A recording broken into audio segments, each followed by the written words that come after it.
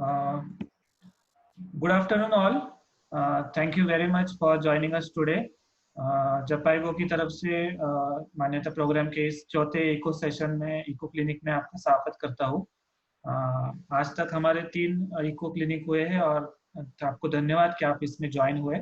आज का हमारा चौथा क्लिनिक है जिसमें हम RMN reproductive maternal newborn health services क्या क्या होती है और उसमें क्या क्या इंफ्रास्ट्रक्चर रिक्वायरमेंट होती है उसके बारे में बात करेंगे। प्लस कुछ केस बेस्ड लर्निंग भी होगा जिससे आपको रियल लाइफ सिनेरियो कैसे हैंडल किया जाए उसके बारे में पता चलेगा। आज के हमारे जो एक्सपर्ट है वो है मिस आम्रपाली जो नांदेड़ बेस्ड है महाराष्ट्र में, और दूसरे है मिस रिंजिंग जो नागपुर बेस्ड है महाराष्ट्र से। उनको सपोर्ट करेंगे डॉक्टर सुरंजिन आसाम से। एंड उनको अभी मैं रिक्वेस्ट करूंगा कि वो अपना सेशन चालू करें। जपाइगो प्रोग्राम स्टाफ अपने जो भी पार्टिसिपेंट्स जो बाद में ज्वाइन होंगे, जो भी फैसिलिटीज उनके अटेंडेंस आप चैट बॉक्स में डालिए, नहीं तो हमें व्हाट्सएप पे भेज सकते हैं। Thank you. Thank you. Amrapali Rinsing, over to you. Yes, sir.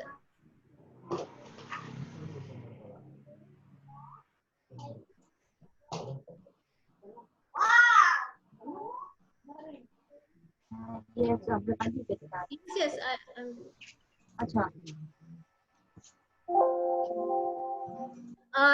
सबको मेरा नमस्कार। मेरा नाम आम्रपाली है। तो आज का सेशन हम शुरू करते हैं। सेशन शुरू करने से पहले हमने पिछले सेशन में क्या पढ़ा उसके बारे में थोड़ा डिस्कस कर लेते हैं। तो पिछले सेशन में हमने इन्फेक्शन प्रिवेंशन प्रैक्टिसेस के बारे में पढ़ा था, जिसमें हमने देखा था कि स्टैंडर्ड प्रिकॉशन क्या होता है और जिसमें कि हैंड वॉशिंग, पीपी और बायोमेडिकल वेस्ट मैनेजमेंट के बारे में पढ़ा था। फिर हमने एंटीनेटल केयर सर्विसेज के बारे में पढ़ा था। इसमें हमने पढ़ा था कि क्वालिटी एंटीनेटल केयर सर्विसेज क्या होता है, कंपोनेंट ऑफ एएनसीज क्या है, और स्क्रीनिंग के बारे में पढ़ा था और केस रिकॉर्ड के बारे में डिस्कस किया था। तो आज का सेशन है provision of RMNCS services reproductive maternal.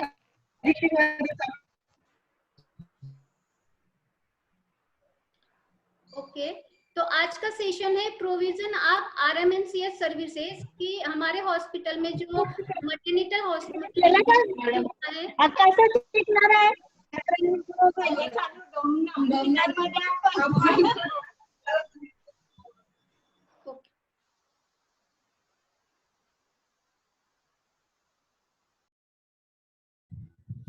अमरापल्ली आप म्यूट में हैं। Amrapali needs to be unmuted. Yes sir, yes sir. तो हम आज का सेशन शुरू करते हैं। तो मैं आपसे पूछना चाहूंगी कि एज अ आइडियल फैसिलिटी अगर आपके हॉस्पिटल में एक मदर आती है विथ लेबर पेन, तो उसके आपके हॉस्पिटल में क्या क्या फैसिलिटी होनी चाहिए एज अ आइडियल फैसिलिटी। जैसे कि मैं MM हॉस्पिटल से पूछना चाहूंगी, एक मदर आपके हॉस्पिटल में आई है विथ लेबर पेन, तो उसके आपके हॉस्पिटल में क्या क्या सुविधाएं होनी चाहिए उनको देने के लिए, क्या आप बता सकते हैं?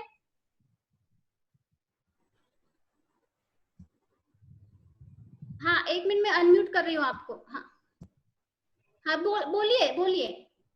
हाँ, जैसे लेबर पेशेंट। हाँ नहीं, म्यूट हो गया, फिर म्यूट हो गया। 1 मिनट सर। हाँ, अभी बात कर लीजिए। सिस्टर दोबारा से बोलिए। हाँ मैम, लेबर पेशेंट के लिए सारा चीज मतलब ये होना चाहिए, अवेलेबल होना चाहिए। हाँ, जैसे सिस्टर का भी और डॉक्टर का भी। जी, जैसे जैसे का भी होना जरूरी है और मैडम जैसे डॉक्टर। वेरी गुड, स्टाफ होना चाहिए, लेबर रूम का होना चाहिए, और क्या क्या होना चाहिए, क्या क्या सर्विसेज होना चाहिए? लेबर रूम में जैसे इंस्ट्रूमेंट सारा चीज मतलब रहना चाहिए। Very good.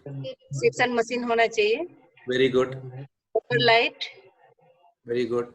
तो जो जो ओटी का जितना सामान है सब होना चाहिए, जो लेबर रूम में होना चाहिए।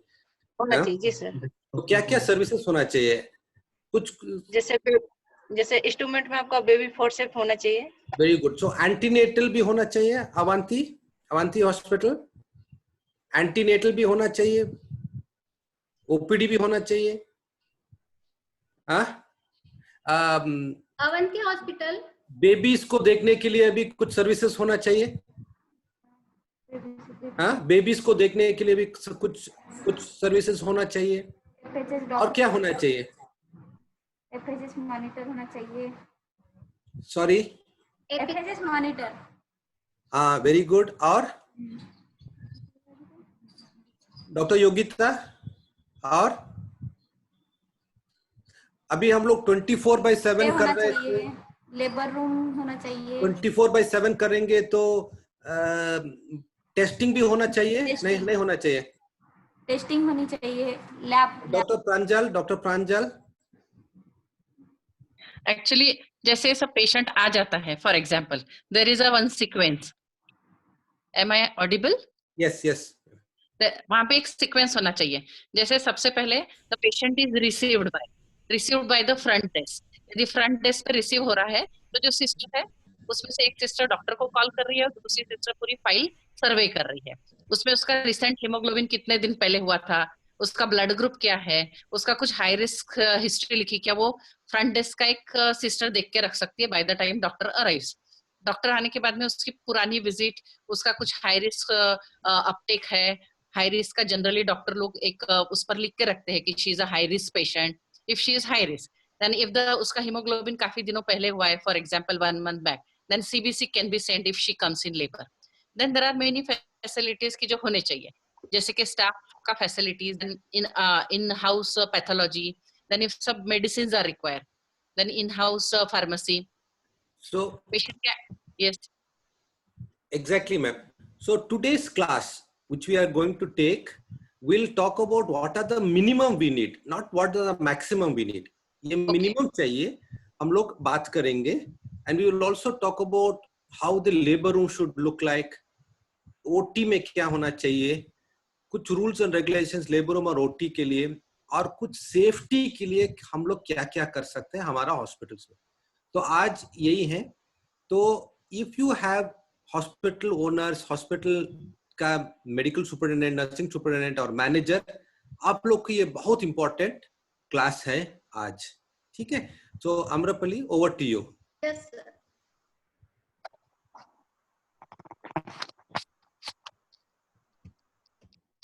तो जैसे कि मैम ने बताया क्या क्या सर्विसेज होने चाहिए, तो एज अ मान्यता फैसिलिटी आपके हॉस्पिटल में फैसिलिटी में मिनिमम क्या क्या सर्विस होनी चाहिए। तो पहला है अपना मटर्निटी सर्विसेज, सेकंड है हमारा न्यूबॉर्न केयर सर्विसेज, थर्ड है हमारा फैमिली प्लानिंग सर्विसेज, और फोर्थ वन है डायग्नोस्टिक सर्विसेज। अब हम देखेंगे कि मटर्निटी सर्विसेज में हमें क्या क्या होना चाहिए। तो जैसे कि मटर्निटी सर्विसेज में हमें जो हमारा लेबर रूम है और ओटी है वो 24/7 डेज फंक्शनल होना चाहिए, 24 घंटे उसमें सेवा देना चाहिए। तो हमें कैसे पता चलेगा कि आप 24 आवर्स सेवा दे रहे हैं? तो जैसे कि रात में अगर LSS होगा तो उसका रिकॉर्ड कहीं ना कहीं मेंटेन होगा, कहीं ना कहीं मतलब केस रिकॉर्ड में या लेबर रूम रजिस्टर में। और जो आपने जो स्कोप ऑफ सर्विसेज है हॉस्पिटल के जो बाहर हम डिस्प्ले करते हैं उसमें भी हमारे यहाँ पे क्या क्या सर्विसेज है वो होना चाहिए। तो ये वाला जो स्टैंडर्ड है वो फुलफिल होने के लिए मैनेजर का रोल क्या है इसमें? तो उसमें हमें ड्यूटी रोस्टर होना चाहिए हमारे हॉस्पिटल में। तो ड्यूटी रोस्टर जितना 3 शिफ्ट है तो तीनों शिफ्ट का ड्यूटी रोस्टर होना चाहिए डॉक्टर्स और नर्सेस का। अब हम बोल रहे हैं कि 24 आवर्स हमें सर्विसेज देना है, तो उसके लिए हमें कुछ इसेंशियल सप्लाई चाहिए होंगे, कुछ सर्विसेज चाहिए होंगे। तो उसके लिए जैसे समझ लो रात में अगर कोई पेशेंट आया है उसका एचबी करना है तो उसके लिए हमारे पास लैब होना चाहिए। एटलीस्ट लैब नहीं तो हमारे पास कुछ टेस्ट जो जरूरी टेस्ट है वो होना ही लेबर रूम में होना ही होना चाहिए। इसेंशियल सप्लाई जैसे कि अब कोई इमरजेंसी आ गया तो मेडिकल स्टोर भी 24 आवर्स ओपन होना चाहिए। तो ये है फर्स्ट हमारा जो स्टैंडर्ड। दूसरा है मटर्निटी सर्विसेज। तो मैं पूछना चाहूंगी आपके हॉस्पिटल में ऐसे कितने हॉस्पिटल है जहां एकलम के पेशेंट को रेफर किया जाता है? हाथ उठाइए, मतलब थम्स अप कीजिए कि कितने हॉस्पिटल है जहां पे एकलमशिया के मदर को रेफर किया जाता है। उल्टा उल्टा अमरपली, जो ट्रीट करते हैं तो ऐसे करिए, रेफर करते हैं तो ऐसे करिए। जी सर, ओके। तो रेफर कुछ हॉस्पिटल्स रेफर कर रहे हैं, कुछ हॉस्पिटल्स ट्रीट कर रहे हैं। तो मान्यता का एंड में हम लोग का होप है कि सब लोग ट्रीट करेंगे और कोई रेफर नहीं करेंगे। ठीक है, तो सेम है, कितना लोग HIV पॉजिटिव केस को रेफर करेंगे और कितना लोग HIV पॉजिटिव केस को ट्रीट करेंगे। ये ट्रीट के लिए, ये रेफर के लिए। ओके, रेफर के लिए। अच्छा, अगर हॉस्पिटल, तो हम लोग कोशिश करेंगे, ये पूरा हम लोग का और 2 महीने का 1.5 महीने का 2.5 महीने का ट्रेनिंग है और हम लोग बात करेंगे, हम लोग कोशिश करेंगे कि इसमें ये भी बात करेंगे कि कैसे हम लोग HIV मदर को भी, हेपेटाइटिस बी का मदर को भी हम लोग आसानी से हम लोग ट्रीट कर सकते हैं। ऐसे नहीं कि ये बड़ा चीज है, हम लोग कुछ फॉलो करेंगे तो हम लोग इसको ट्रीट भी कर सकते हैं। तो एक आइडियल मैटरनिटी होम में, अमरपली शो द स्लाइड।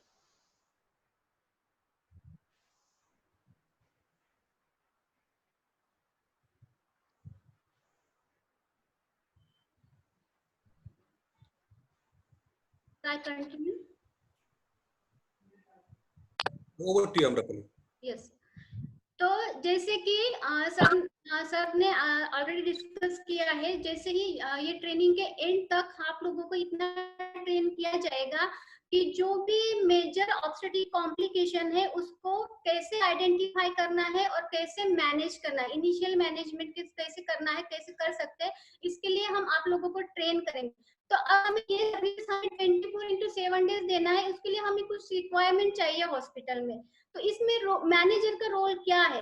तो हमारा जो टी है और लेबर रूम वो हमेशा फंक्शनल होना चाहिए, उसमें जो भी रिक्वायर्ड इंस्ट्रूमेंट है वो वहाँ पे अवेलेबल होना चाहिए। जैसे कि 7 ट्रेज बोलते हैं, जो MNH 2 लिस्ट है उसमें गवर्नमेंट ऑफ इंडिया की, उसमें हम बोलते हैं कि 7 ट्रेज लेबर में होना चाहिए। उसके अलावा PH बॉक्स है, प्री एक्लम्सिया बॉक्स है, ये होना चाहिए और कंज्यूमेबल्स होना चाहिए। अब हम बोल रहे हैं कि HIV और हेपेटाइटिस बी पेशेंट को हमको रेफर नहीं करना है, हमें फैसिलिटी में ही डिलीवर करना है, तो उसको हमें विथ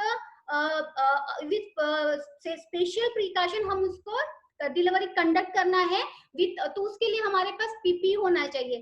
तो ये रोल ऑफ मैनेजर है कि ये सारी चीजें वहां पे वो अवेलेबल करवाए।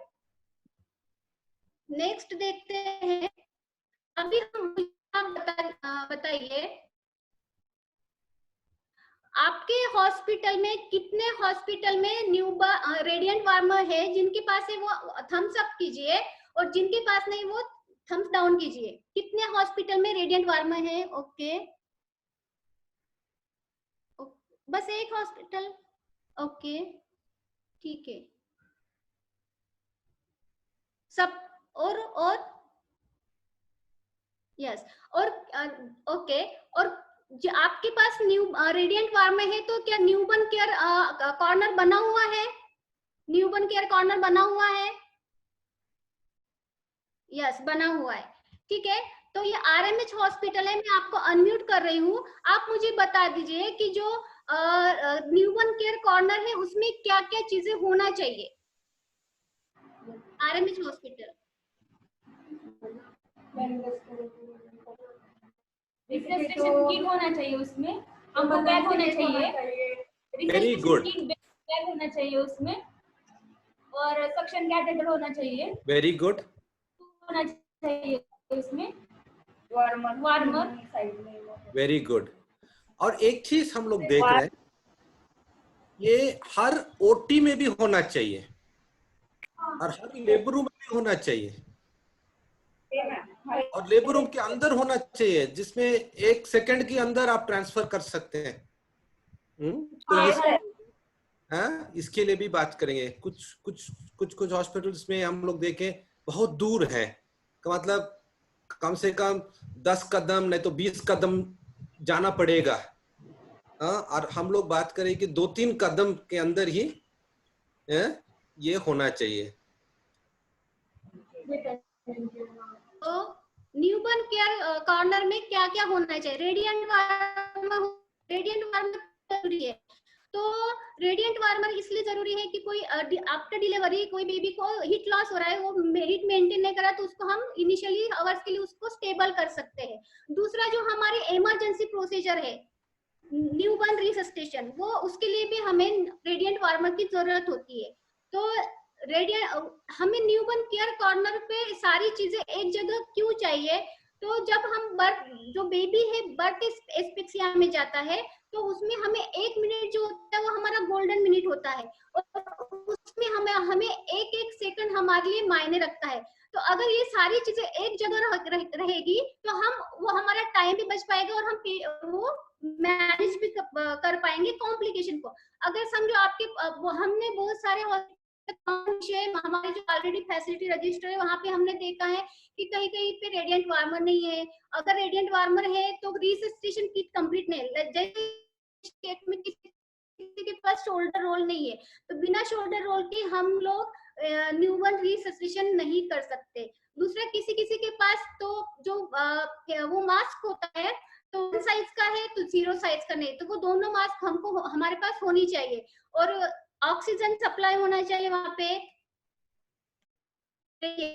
जो न्यूबॉर्न केयर कॉर्नर जो आइडियल है उसमें क्या होना चाहिए? Radiant warmer, neonatal ambu bag with face mask, mucus extractor suction करने के लिए। अगर म्यूकस एक्सट्रैक्टर नहीं है तो आपके पास सक्शन डिवाइस होना चाहिए।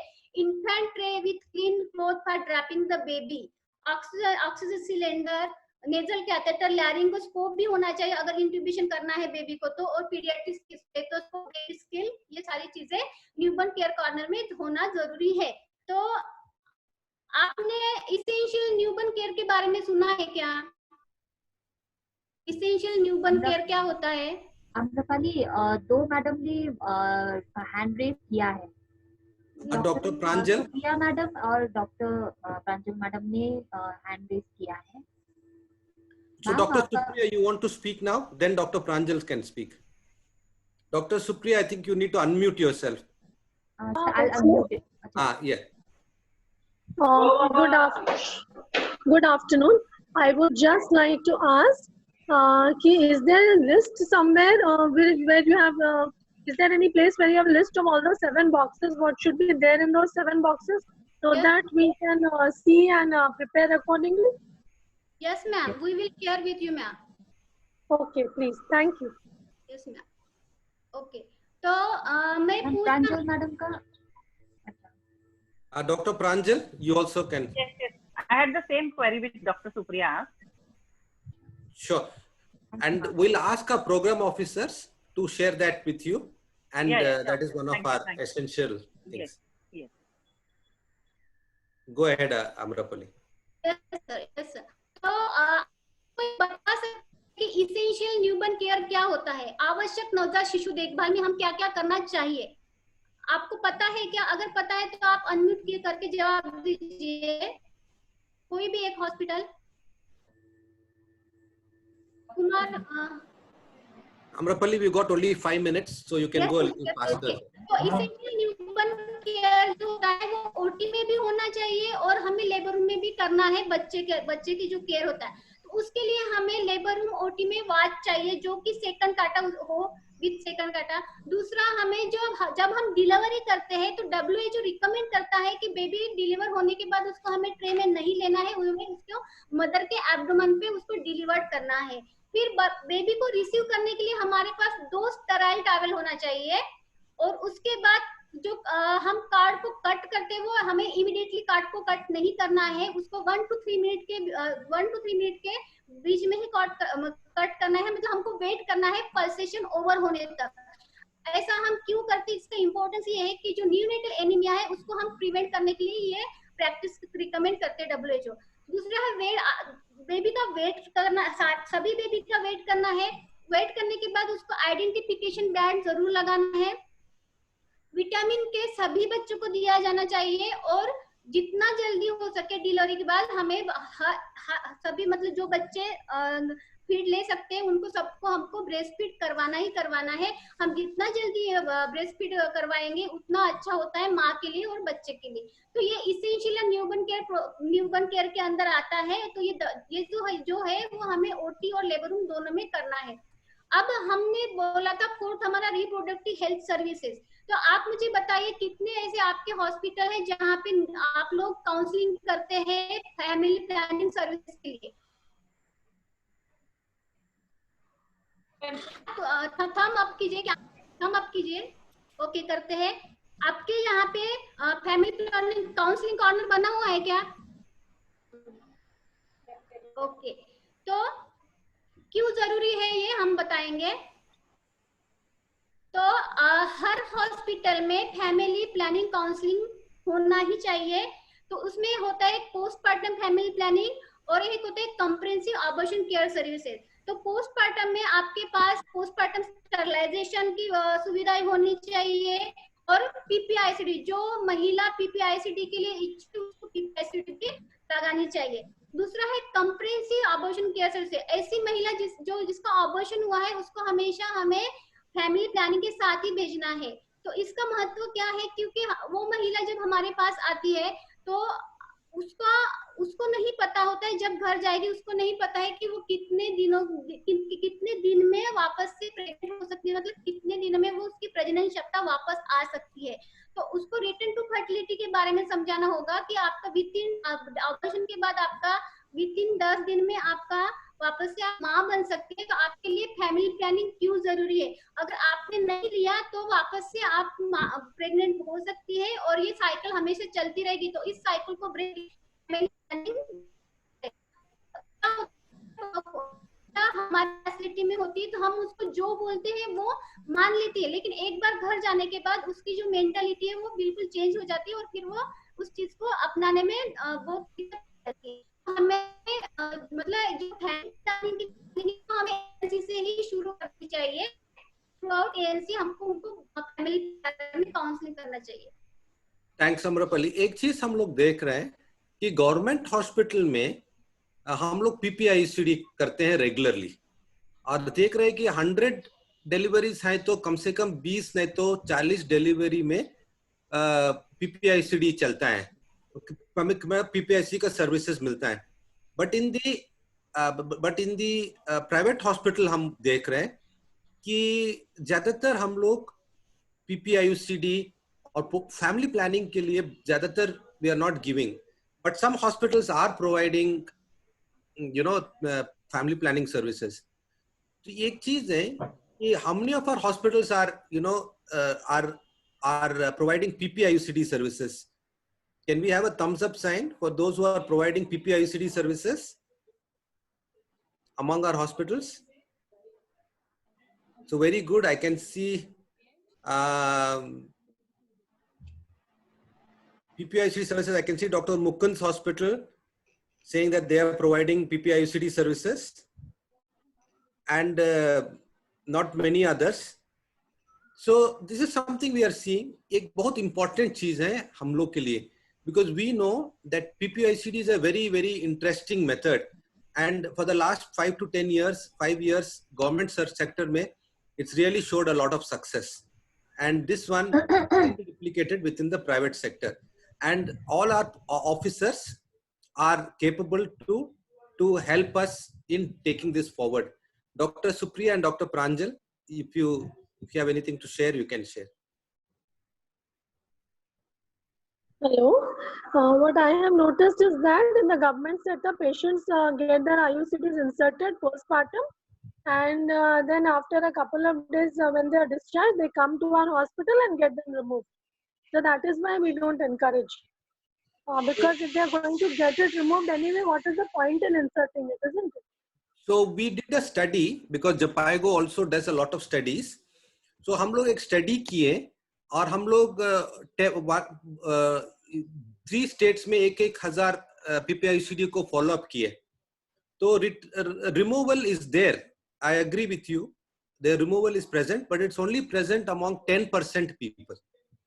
And so this is a study we have published.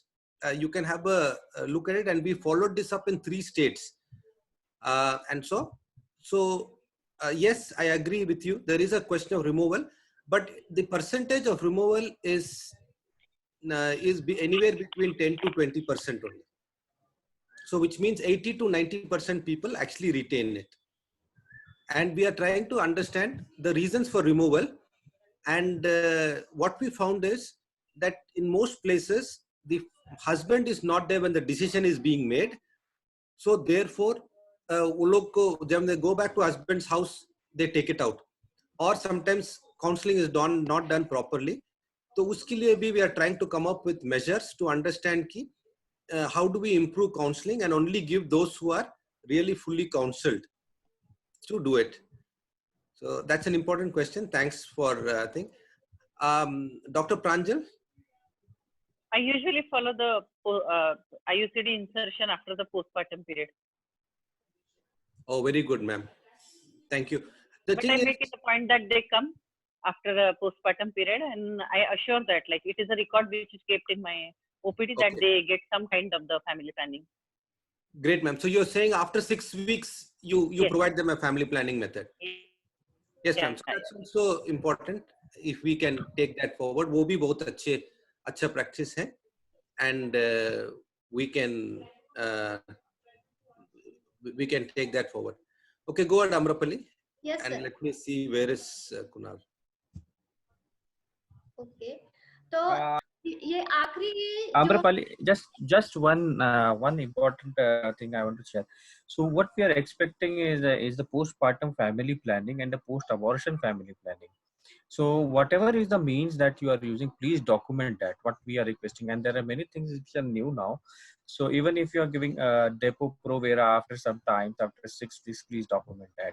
If you are giving progesterone only pills, please document it.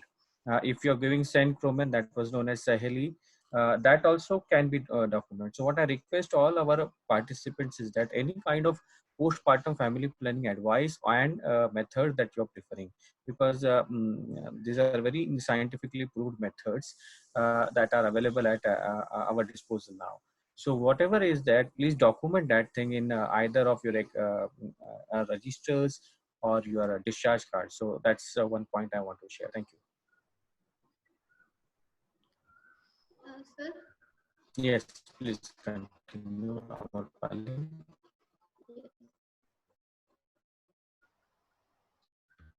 तो अभी हम देखते हैं सर्विसेज। तो डायग्नोस्टिक सर्विस होनी चाहिए 24 आपके लेबर रूम में। ये HIV test kit, HB test kit, glucometer, urine test और मलेरिया टेस्ट किट, इतनी सारी चीजें आपके हॉस्पिटल होनी चाहिए।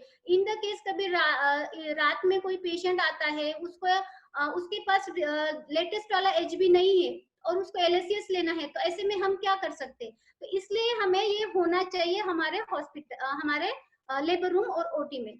अब ये इम्पोर्टेंट है क्रिटिकल वैल्यू, जो क्लिनिकल स्टाफ को क्रिटिकल वैल्यू के बारे में पता होना चाहिए कि HB का नॉर्मल लेवल कितना है और क्रिटिकल वैल्यू क्या है। क्रिटिकल वैल्यू अगर HB का जो नॉर्मल वैल्यू 11 to 14 है और जो क्रिटिकल वैल्यू है वो 7 ग्राम है, 7 ग्राम है, उससे नीचे है तो इसका मतलब है उस पेशेंट को सीवियर एनीमिया है। ऐसे कंडीशन में हमको तुरंत मैम को इन्फॉर्म करना है। और ये वाला जो है क्रिटिकल वैल्यू का सैंपल, ये आपको जो नर्सिंग स्टेशन है वहां पे आपके जो हॉस्पिटल में जो टेस्ट होता है, ANC प्रोफाइल होता है, उसके अकॉर्डिंग आपको बनाना है, उसका नॉर्मल रेंज लिखना है, क्रिटिकल वैल्यू क्या है, और वो आपको आपके नर्सिंग स्टेशन पे मतलब टेस्ट करना है। तो ये जो क्रिटिकल वैल्यू है वो हर क्लिनिकल स्टाफ को पता होना चाहिए जो लेबर रूम में और जो टीम में काम करते हैं। तो ये था आप हमारा पहला स्टैंडर्ड, जिसमें हमने देखा है कि हमारे हॉस्पिटल में क्या क्या सर्विसेज होनी चाहिए और हम उसको कैसे इम्प्लीमेंट करते हैं। आपको अगर मतलब हमें एज ए मान्यता फैसिलिटी हम चाहते हैं कि हमारे हॉस्पिटल में ये सारी चीजें इम्प्लीमेंट हो जानी चाहिए। सर हेलो रिन जी, उसको मैं अपना स्लाइड शेयर करती हूँ आम्रपाली। हाँ।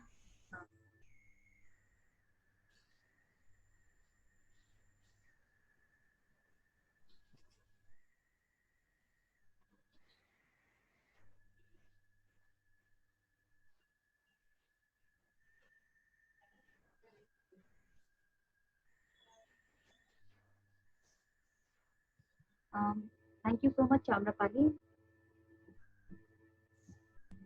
आई होप कि अभी तक आप लोग को समझ में आ गया है. I hope I am audible. Am I audible? Yes, yes. Yes, speak a little louder, Rinzi. I think okay.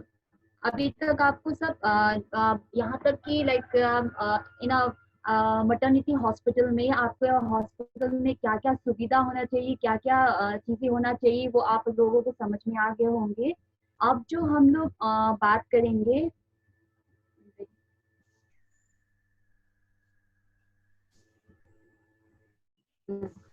अब जो हम बात करेंगे वो थोड़ा इंफ्रास्ट्रक्चर के ऊपर है. वैसे तो लाइक अगर हम जितना भी हॉस्पिटल में जो जो इंफ्रास्ट्रक्चर का एक एक चीजें हम थोड़ा थोड़ा पढ़ेंगे, लेकिन आज जो हम पढ़ने जा रहे हैं वो रहेंगे लाइक गुड टू नो, कि लाइक हम लोगों को मस्ट नो में हम लोगों को क्या क्या चीजें जानना है. बिकॉज क्योंकि बहुत सारे इंफ्रास्ट्रक्चर को अगर हम लोग एक ही करके अच्छी तरह से पढ़ना चाहते हैं तो वो तो बहुत ज्यादा 2 या 3 घंटा पूरा लगेगा. तो हम लोग यहाँ पे एक छोटा करके, क्योंकि हम लोग के पास टाइम कम है, तो हम लोग चाहते हैं कि लाइक जो होना चाहिए उसके ऊपर हम लोग थोड़ा बात करेंगे. तो फर्स्ट चीज जो हम आज बात करेंगे वो है कि आपको पता ही है कि RMNCH जो भी मैटरनिटी हॉस्पिटल में क्या होना चाहिए. First labour room and OT. तो जो लेबर रूम एंड OT में क्या क्या होना चाहिए और कैसे होना चाहिए, वो उसके ऊपर हम थोड़ा बात करेंगे. जो हम लोग का फर्स्ट के ऊपर आप लोग देख रहे होंगे कि स्पेस एंड स्पेस, जो इंफ्रास्ट्रक्चर का स्पेस कैसा कैसा रहना चाहिए, कि जो अगर आपके हॉस्पिटल में लेबर रूम में 2 बेड है तो प्लीज ये याद रखिएगा कि 2 बेड के बीच में अच्छा एक एडिक्वेट एक स्पेस रहे और कर्टन रहे. और जिस तरह से हम लोगों ने फिर पहले वाले हम लोगों ने आम्रपाली ने ये भी बताया था कि न्यूबॉर्न केयर कॉर्नर होना क्यों जरूरी है. तो ये भी आपका ये इंफ्रास्ट्रक्चर में ये भी रहेंगे. और आपको ये भी ये OT का जोन एंड लेबर रूम का जोन भी हम लोग इन डिटेल्स बाद में पढ़ेंगे. ये भी आप लोगों को होना चाहिए. और फ्लो ऑफ पेशेंट का जो है वो OT और लेबर रूम में कैसे होना चाहिए वो भी आपको पढ़ेंगे. फिर उसके बाद अगर हम देख लेंगे लेबर रूम का लेआउट जो है, लेबर रूम किस तरह से होना चाहिए, क्या क्या होना चाहिए. आपके पास वो लेबर रूम में चेंजिंग एरिया होना चाहिए, ड्रिंकिंग वाटर जो भी है, और टेबल टॉयलेट भी होना चाहिए. उसके बाद आप लोग को पोस्ट ऑपरेटिव या पोस्ट नेटल या रिकवरी रूम ये भी होना चाहिए आपके पास. आपको हमेशा ये याद रखना है कि आपका लेबर रूम जो रहेगा वो OT के सामने होना चाहिए. अगर कोई भी कॉम्प्लिकेशन हो पेशेंट को फटाक से आप OT लेके जाना हो तो दूर नहीं होना चाहिए. ऐसा नहीं होना चाहिए कि लेबर रूम नीचे है और OT 3rd फ्लोर पे है, वैसा भी नहीं होना चाहिए. आपका लेबर रूम में नर्सिंग स्टेशन, यूटिलिटी एरियाज और ट्राइजिंग रूम भी होना चाहिए. तो उसी तरह से अगर हम OT को देखेंगे तो OT में भी हम लोगों को चेंजिंग रूम वहाँ पे होना चाहिए. स्क्रब्स, हाथ धोने के लिए जो भी है वो डीप सिंक भी होना चाहिए. और अगर टैप जो है एल्बो टैप या सेंसरी जो भी है आपके पास वैसा होना चाहिए. और उसके बाद अगर हम लोग देखेंगे जो हम लोग का फैसिलिटी में ये चीज है कि स्टेराइल CFT मतलब ऑटोक्लेव करने के लिए भी ये भी सुविधा आपके पास होना चाहिए. साथ साथ में आपके पास लेनिन जो भी आपका पेशेंट का जो ब्लैंकेट कपड़ा जो भी रहेगा, बेडशीट जो भी है, वो उसका स्टोर करने की जगह भी एक OT में होना चाहिए. और उसके बाद साथ में अगर हम लोग देखेंगे सर्विसेज में कि आपका वाटर एंड इलेक्ट्रिसिटी का बैकअप ये भी होना. दो आप लोग के पास जो वाटर उसका भी है, लेकिन उसके साथ साथ एक बैकअप होना भी बहुत जरूरी है. साथ साथ में एक और चीजें हैं, चाहे वो लेबर रूम हो चाहे वो OT हो, आपका जो उनका टेम्परेचर और जो लाइट जो है वो बढ़िया से होना चाहिए. वेंटिलेशन और लाइट भी बढ़िया से होना चाहिए. अगर आपका हम लोग अधिकतर इनकरेज करते हैं कि अगर आपका विंडो है तो विंडो जो है नेचुरल लाइट आए. उसका जो विंडो जो है वो ओपेक हो, नहीं दिखने वाला हो, लेकिन लाइट आए, लेकिन लाइट वो आना चाहिए. सेकंड चीज है कि इन हॉस्पिटल सिक्योरिटी, कि आप इतने स्टाफ है, इतने पेशेंट लोग होते हैं, पेशेंट पार्टी लोग होते हैं, उनके सिक्योरिटी का जिम्मेवारी भी आप एक हॉस्पिटल लेना चाहिए. And third and then the last is the cleaning. Hospital पूरा क्लीन होना जरूरी है सर्विसेज के. तो अगर आप यहाँ पे देखेंगे एक OT का एक प्रॉपर एक आइडियल OT अगर आपको दिख रहा होगा मैटरनिटी वाले को, ये वहाँ पे देखेंगे आपको अच्छा एक टेबल है, सामने एक न्यूबॉर्न केयर कॉर्नर है, वहाँ पे बढ़िया से है और पूरा इंतजाम है. अगर आप देखेंगे पूरा यहाँ पे जितना भी मेडिकल इमरजेंसी मेडिसिन है, ये सब चीज ड्रग्स है, सब कुछ यहाँ पे ही है। और एक आइडियल ओटी है, वहाँ पे लाइटनिंग ये सब अच्छी तरह से रखा है। इसको डिटेल एक थोड़ा सा हम पढ़ेंगे। अगर मुझे कोई बताएंगे कि लाइक एक ओटी, आइडियली ओटी कहाँ पे होना चाहिए, उसका लोकेशन कहाँ पे होना चाहिए, एनीवन कि लाइक अगर लता हॉस्पिटल मुझे बता सकें कि एक आइडियली आपको क्या लगता है कि ओटी कहाँ होना चाहिए, ओटी का लोकेशन कहाँ होना चाहिए?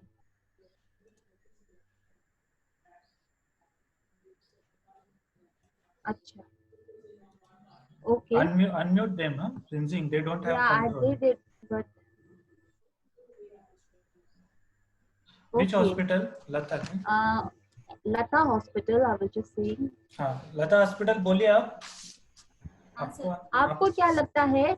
हाँ, लता हॉस्पिटल आप बताएंगे कि एक आइडियली एक ओटी कहाँ पे होना चाहिए? एक हॉस्पिटल है, आपका हॉस्पिटल है, तो किस जगह पे, किस लोकेशन पे होना चाहिए लता hospital? Okay, Dr. Yogita has typed an answer. अच्छा, same floor of OPD. कहाँ पे मैम? चैट बॉक्स में लिखा है उन्होंने, सेम फ्लोर ऑफ ओपीडी में लिखा है। Same floor of OPD. Corner पे। एनीवन? लता हॉस्पिटल आप बता सकते हैं, आप अनम्यूट कॉर्नर पे। आप बताइए सर, कहाँ पे होना चाहिए उसका लोकेशन? कॉर्नर पर। कॉर्नर पे ऊपर में।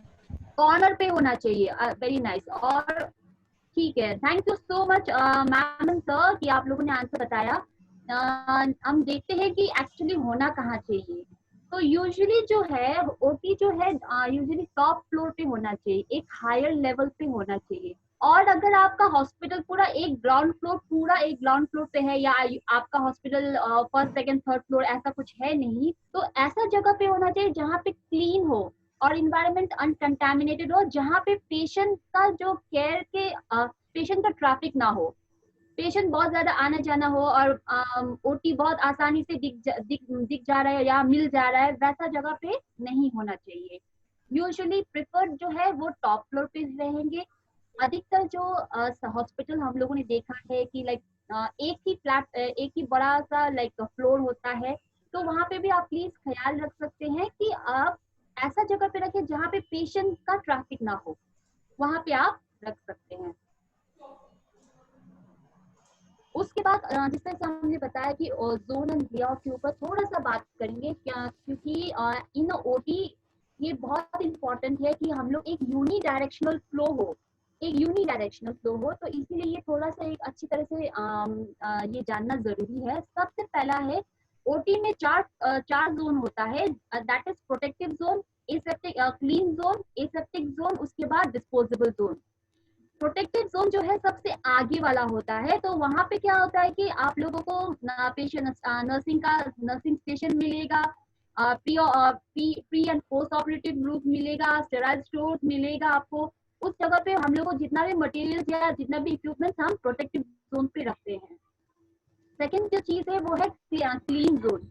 क्लीन जोन पे हम लोग क्या है कि वहाँ पे डॉक्टर्स लोग बैठते हैं या डॉक्टर्स एंड नर्सेस लोग बैठते हैं, वहाँ पे चेंजिंग रूम है डॉक्टर्स लोगों का, जितना भी इक्विपमेंट है वो भी हम लोग वहाँ पे रख सकते हैं।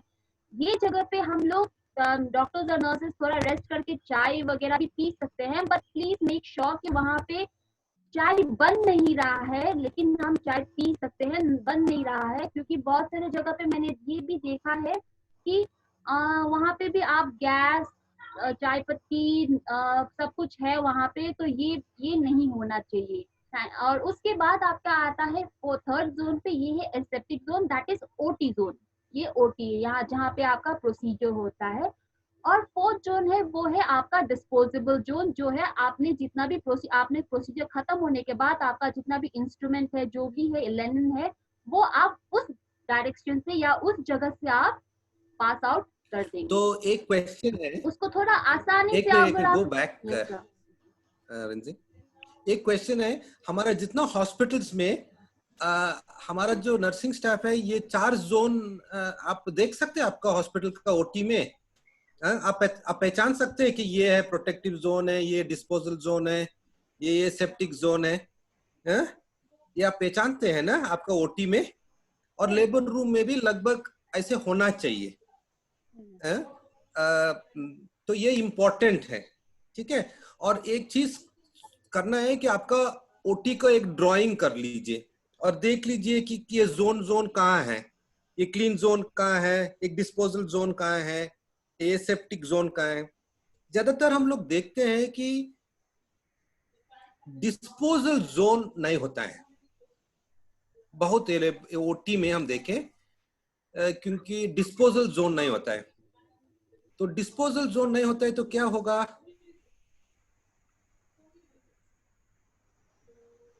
कोई बता सकते हैं? अवंती हॉस्पिटल,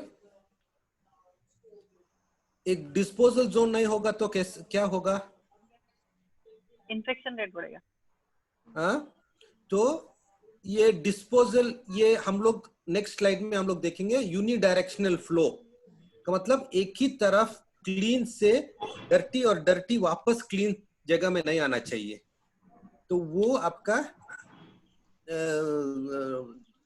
दिक्कत होगा क्योंकि वो क्लीन और डर्टी के path. Go ahead Rinzing. Okay, thank you sir. Next तो हम स्लाइड। लोग इसको ना थोड़ा सा एक अच्छी तरह से डायरेक्शनली उसके हम लोग थोड़ा देख लेंगे। जब हम बात कर रहे थे कि उसका फ्लो कैसा होना चाहिए या उसका जोन क्या क्या है, आप देख लीजिए सबसे पहला जो है, फर्स्ट जो है वो है प्रोटेक्टिव जोन।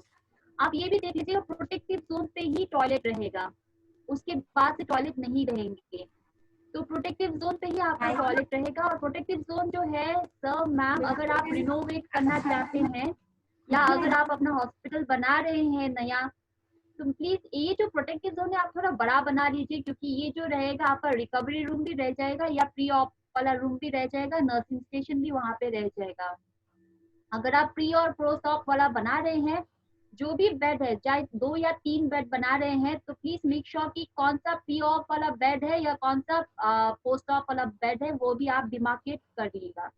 उसके बाद आ जाता है क्लीन जोन। आपको पता चल गया है कि यहाँ पे हम लोग चेंजिंग रूम है, स्पेशली जो है नर्सेस और डॉक्टर्स लोग का चेंजिंग रूम है, यहाँ पे चेंज कर लेते हैं और यहाँ पे थोड़ा सा रिलैक्स, थोड़ा भी कुछ डॉक्यूमेंटेशन या रिलैक्स लिखना है तो ये भी आप कर सकते हैं यहाँ पे। उसके बाद आपका आता है ओटी। ओटी का जो है बाहर आपका हैंड वॉश का जो है एरिया रहना चाहिए और यहाँ पे ही आपका जो है पूरा अंदर जाने के बाद जो भी प्रोसीजर है वो आप करेंगे।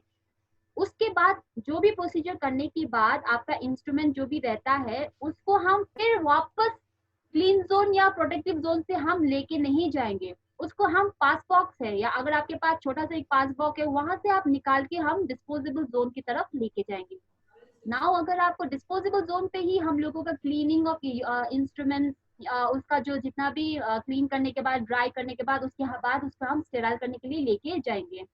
तो अगर आप लोगों को थोड़ा कंफ्यूजन है कि पास बॉक्स कैसा दिखता है पेट्रोल की, अगर आपको पता नहीं तो पास बॉक्स इस तरह से दिखता है। ये पास बॉक्स ये ऐसा है कि ये जो ओटी और आपका जो ओटी और डिस्पोजेबल जो एरिया है उसको कनेक्ट करता है। ये इसको वॉल पे फिक्स किया जाता है और वहां से आपको ये जो है जितना भी कंटामिनेटेड जो भी आपका जो इंस्ट्रूमेंट जो था, आपने अभी जो प्रोसीजर किया ओटी किया, तो उसके बाद से वहां से आपको पास करना होता है जितना भी आपका इंस्ट्रूमेंट। उसके बाद अब हम थोड़ा सा इस पे ध्यान देंगे कि ओटी का प्रोटोकॉल क्या क्या होना चाहिए।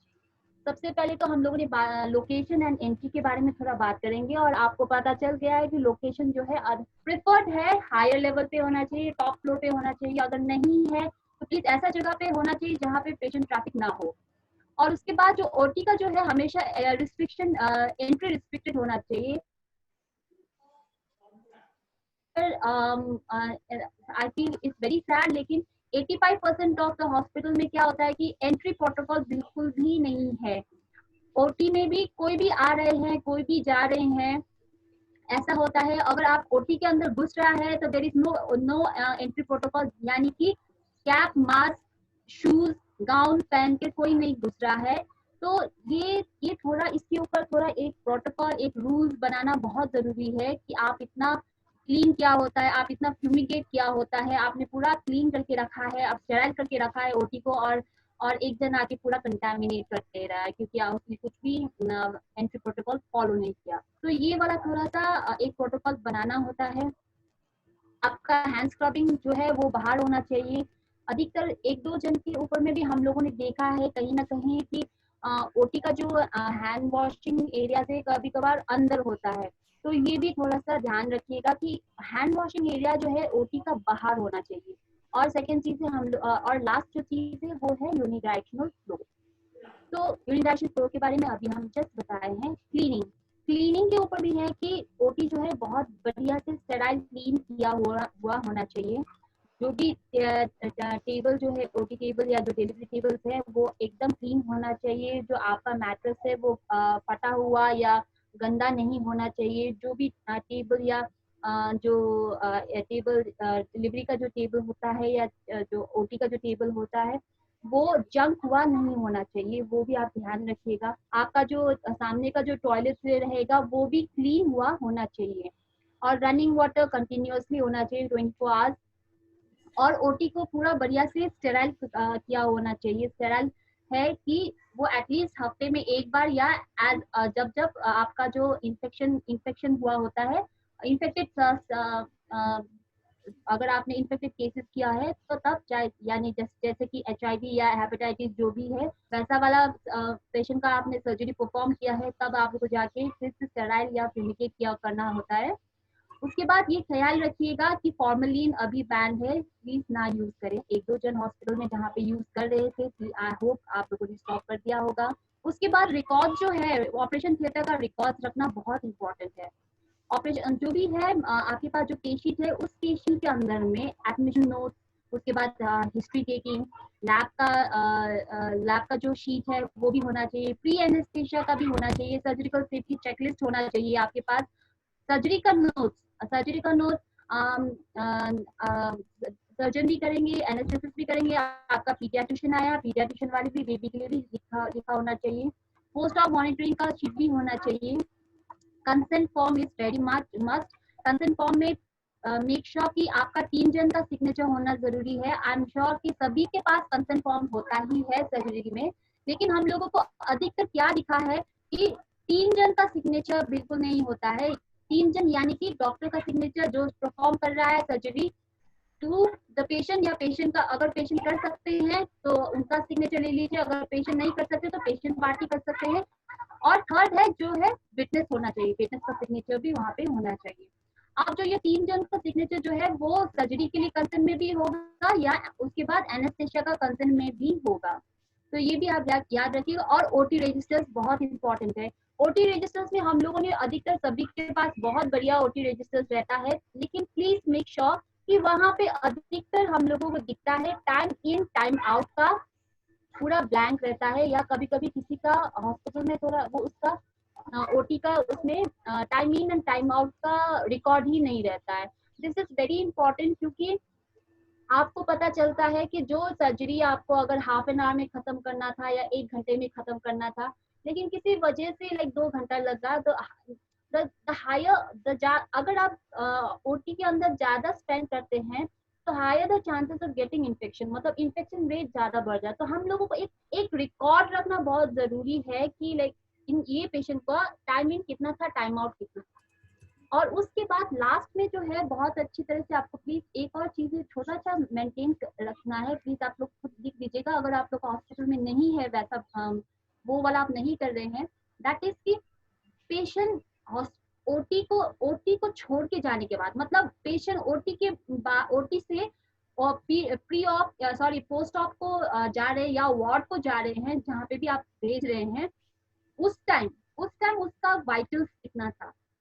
दिस इज वेरी इंपॉर्टेंट कि हम लोग एक ओटी का नर्स पूरा उसमें लिखा होना चाहिए कि उनका वाइटल्स कितना था, ताकि हम लोग बता सके। द सेम थिंग बिकॉज उसके बाद वार्ड वाले या रिकवरी रूम में जो जहाँ पे भी वो उसको शिफ्ट किया गया है वहाँ वाले लोग उसी तरह से उनका कंटिन्यू करेंगे केयर। तो ये इम्पोर्टेंट है कि आपने जब हैंड ओवर किया पेशेंट को या ट्रांसफर किया टू द पोस्ट ऑफ उसमें, तब आपका कितना था, पेशेंट का वाइटल्स कितना था। This is very important documentation, please वो थोड़ा ध्यान रख के कीजिएगा। उसके बाद आप आएगा एडवर्स रिएक्शन का फॉर्म। अगर पेशेंट को कोई किसी भी वजह से, या मे बी एनेस्थेसिया की वजह से, या मे बी ड्रग्स की वजह से, किसी भी कारण से उसको कोई एडवर्स रिएक्शन हुआ हो, तो उसको भी एक लिखा हुआ ना चाहिए, तो उसका भी फॉर्म एक होना चाहिए। अब हम बात करेंगे, आई होप यहाँ तक आप लोगों को समझ में आ गया होगा थोड़ा बहुत ही लाइक ओटी में क्या क्या होना चाहिए और ओटी कैसा होना चाहिए, एक यूनिडायरेक्शनल फ्लो होना चाहिए और उसमें क्या क्या चीजें होना चाहिए। तो अब हम बात करेंगे लेबर रूम के ऊपर। तो लेबर रूम में भी अगर आप लोग देखेंगे तो यहाँ पे बढ़िया से न्यूबॉर्न केयर कॉर्नर भी है। Please to all the facility owners and manager, अगर आपके पास अधिकतर सभी हॉस्पिटल के पास ओटी में लेबर ये रेडियन वार्मर दिखता है, लेकिन रेडियन वार्मर वही है कि आपको लेबर रूम में नहीं मिलता है। तो प्लीज मेक श्योर कि newborn care corner is very important for the baby. कि अगर आप, ऐसा नहीं है कि न्यूबॉर्न केयर कॉर्नर रिसब्सिटेशन के लिए सिर्फ जरूरी है, बिल्कुल नहीं। अगर हम बेबी को थोड़ा सा उसको इंस्पेक्ट करने के लिए भी, थोड़ा सा ऑब्जर्वेशन की कहीं सब कुछ एनी एनोमलीज को हम चेक करने के लिए, या हम इंजेक्शन देने के लिए थोड़ा चेक करने के लिए, या हम थोड़ा सा उसको क्लीन करने के लिए लेके गए हैं, उसको उसमें भी हम लोगों को एक गर्म जगह पे रखना बहुत बहुत इम्पोर्टेंट है। ये कहीं ना कहीं लेबर रूम पे मिसिंग दिखता है। तो हम लोगों ये आप लोगों से सजेस्ट करते हैं, रिक्वेस्ट करते हैं कि newborn care corner is very important even in the labour room. तो अब हम ये एक छोटा सा देखेंगे कि एक लेबर रूम के अंदर में क्या क्या चीजें। Rinzing, there is one question in the chat box. Any one person can answer this. Dr. Mukund Karambelkar. He is asking for how long records to be preserved, such for general, labor, MTP, and sonography. MTP. So I have answered that. So there are 3 acts. हम लोग legally definition देखेंगे तो 3 act हैं। एक act है consumer protection act, एक act है जो इंडियन मेडिकल काउंसिल एक्ट। तो सब एक्ट्स, एक एक्ट ने 2 साल दिया और एक एक्ट 3 साल दिए। तो 3 साल लीगली देखेंगे तो 3 साल जरूर रखना है, मगर ज्यादा रखेंगे तो आपके लिए अच्छा है। Thank you. Yes, Rinzing, continue. yes, sir. उसके बाद हम देखेंगे कि लेबर रूम में आपके पास क्या क्या होना चाहिए। एंट्री प्रोटोकॉल प्लीज फॉलो कीजिएगा। Even in labour room at least cap, mask and slipper change करके ही अंदर घुसे, ऐसे सब लोग नहीं घुसे। उसके बाद बेबी कॉर्नर होना चाहिए। और जो अभी हम लोगों ने 7 ट्रेस के बारे में बात किया, लाइक इमरजेंसी बॉक्स एकदम होना चाहिए, PPH, hypertension disorder in pregnancy का ये भी होना चाहिए। और उसके बाद न्यूबॉर्न रिसब्सिटेशन का बॉक्स भी होना चाहिए। पोस्टर्स रहना चाहिए, प्रोटोकॉल जो भी है वो भी है, हम लोग दे देंगे आप लोगों को। प्लीज आप ये भी प्रिंट करके चिपका लीजिएगा आप अपना वॉल पे। एक और चीजें हैं, कहीं ना कहीं लेबर रूम पे कर्टन मिसिंग रहता है। Privacy is very very important. तो एक कर्टन होना बहुत जरूरी है लेबर टेबल के सामने। अधिकतर सभी लोग बोलते हैं कि अरे ये हम लोग का दरवाजा के सामने है, नहीं, लेबर टेबल के सामने भी एक कर्टन होना बहुत जरूरी है। बिकॉज बाहर में जब दरवाजा रहता है तो anybody can open and just see it. हम लोगों का ये एक प्रोटोकॉल है कि हम लोगों को जैसे ही दरवाजा खोलेंगे हम लोगों को लेबर टेबल दिखना नहीं चाहिए। This is one thing. तो ये चीज हम लोग थोड़ा ध्यान रखेंगे कि कर्टन लेबर टेबल के सामने भी रखें। अटैच टॉयलेट होना बहुत जरूरी है लेबर रूम में। और उसके बाद cylinder, suction, hand wash area, beans, पूरा का पूरा जितना 5 बिन्स है जो red, black, red, blue, white container, तो ये सब चीजें आपके पास होना चाहिए। फ्रिज होना चाहिए, जितना भी ड्रग जो है जो जिसको फ्रिज चाहिए होता है वो भी आप उसके सामने लेबर रूम में होना चाहिए। केस शीट बराबर से होना चाहिए। केस शीट में प्लीज फ्रॉम एडमिशन से लेके डिस्चार्ज तक जो चीज चाहिए होता है उसको आप बढ़िया से उसका जो फॉर्म्स है या जो भी है बढ़िया से डॉक्यूमेंट करना चाहिए। एक और चीजें मुझे लेबर रूम का केस शीट के ऊपर मैं बात करना चाहती हूँ, लेबर रूम नहीं बोलूंगी, डिलीवरी केस शीट के ऊपर मैं बात करना चाहती हूँ, चाहे वो सिजन किया हुआ हो या चाहे वो नॉर्मल डिलीवरी किया हुआ हो। कहीं ना कहीं पोस्टनेटल केयर का डॉक्यूमेंटेशन बढ़िया से किया हुआ नहीं रहता है कहीं पर भी। तो अधिकतर हम लोग जब बात कर पूछते हैं तो सब बता देते हैं स्टाफ लोग, लेकिन लिखा हुआ नहीं होता है। कि जैसे हम पूछते हैं कि ओके आप लोग डिलीवरी की बात में क्या क्या देखते हैं, सब लोग, आप लोग का स्टाफ बहुत अच्छा है, सब लोग बढ़िया से बता देते हैं कि हम लोग ब्रीदिंग देखते हैं, यूट्रस कॉन्ट्रैक्शन हुआ कि नहीं हुआ, इधर ब्रेस्ट देखते हैं, एपिसेटोमी का जो है बराबर से है नहीं, सब कुछ हम लोग बोल देते हैं वो लोग फटाफट से, लेकिन वो चीज लिखा हुआ नहीं है। This is very important record में कि आप तभी जाके आप बोल सकते हैं कि हमने किया है, हमने यहाँ पे किया, इस समय पे हम जाके ये चीज देखा और उस टाइम ये फाइंडिंग्स था। ये इम्पोर्टेंट है प्लीज कि मेक श्योर कि पोस्टनेटल केयर का भी ये होना बहुत बहुत जरूरी है।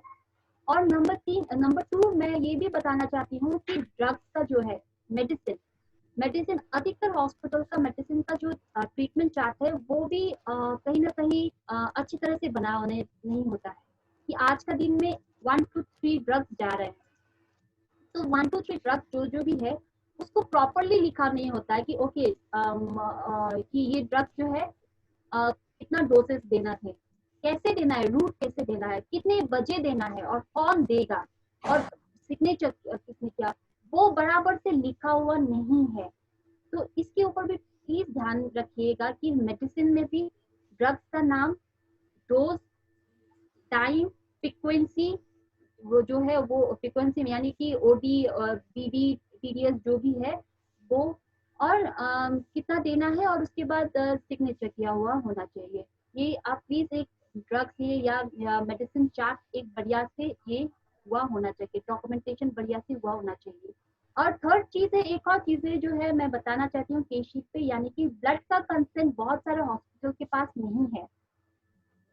सभी हॉस्पिटल कोई यहाँ पे जो हॉस्पिटल है थम्स अप कीजिए अगर आपके पास ब्लड का कंसेंट फॉर्म है। जिस तरह से सर्जरी का कंसेंट फॉर्म होता है उसी तरह से ब्लड का भी होना चाहिए। तो अगर आपके पास है तो आप थम्स अप कीजिएगा। अच्छा, आरएमएच का पास है, अच्छा किशोर नाइक के पास भी है, अच्छा हैव रेज्ड अ हैंड, अच्छा जी सर बताइएगा, किशोर जी सर आप बताइएगा। Do I need to unmute? शिक्षा है।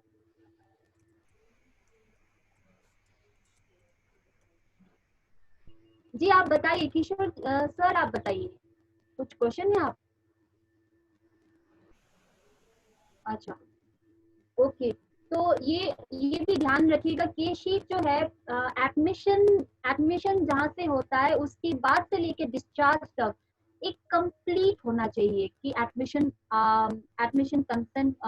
का कंसेंट हो, उसके बाद आपके पास जितना भी लैब का वो है, उसके बाद हिस्ट्री टेकिंग का जो केस शीट है, उसके बाद कंटिन्यूएशन शीट, उसके बाद ट्रीटमेंट का शीट, और जो कंसेंट हो, चाहे वो सर्जरी किया हो तो पूरा सर्जरी का, एनेस्थेशिया का, ब्लड लगाया हो तो ब्लड का, पोस्टनेटल केयर का, और उसके बाद पोस्टनेटल केयर में बोथ बेबी और बच्चे का होना बहुत जरूरी है। माँ के पास है तो बेबी के पास भी आप जाके देखते हैं कि क्या क्या होना चाहिए, तो दैट शुड वो भी होना बहुत जरूरी है।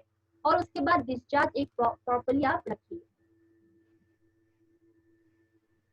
अब हम जो है वही एक और थोड़ा जो मेजर इश्यूज हम लोग हमेशा देखते हैं, और ये एक 5 मिनट है, इसके बाद केस स्टडी शुरू करेंगे। ओके सर, उसके बाद जो है ये जो लेबर रूम में हम लोग अधिकतर देखते हैं वही है, हम बार बार बता रहे थे कि एंट्री प्रोटोकॉल बिल्कुल फॉलो किया नहीं रहता है।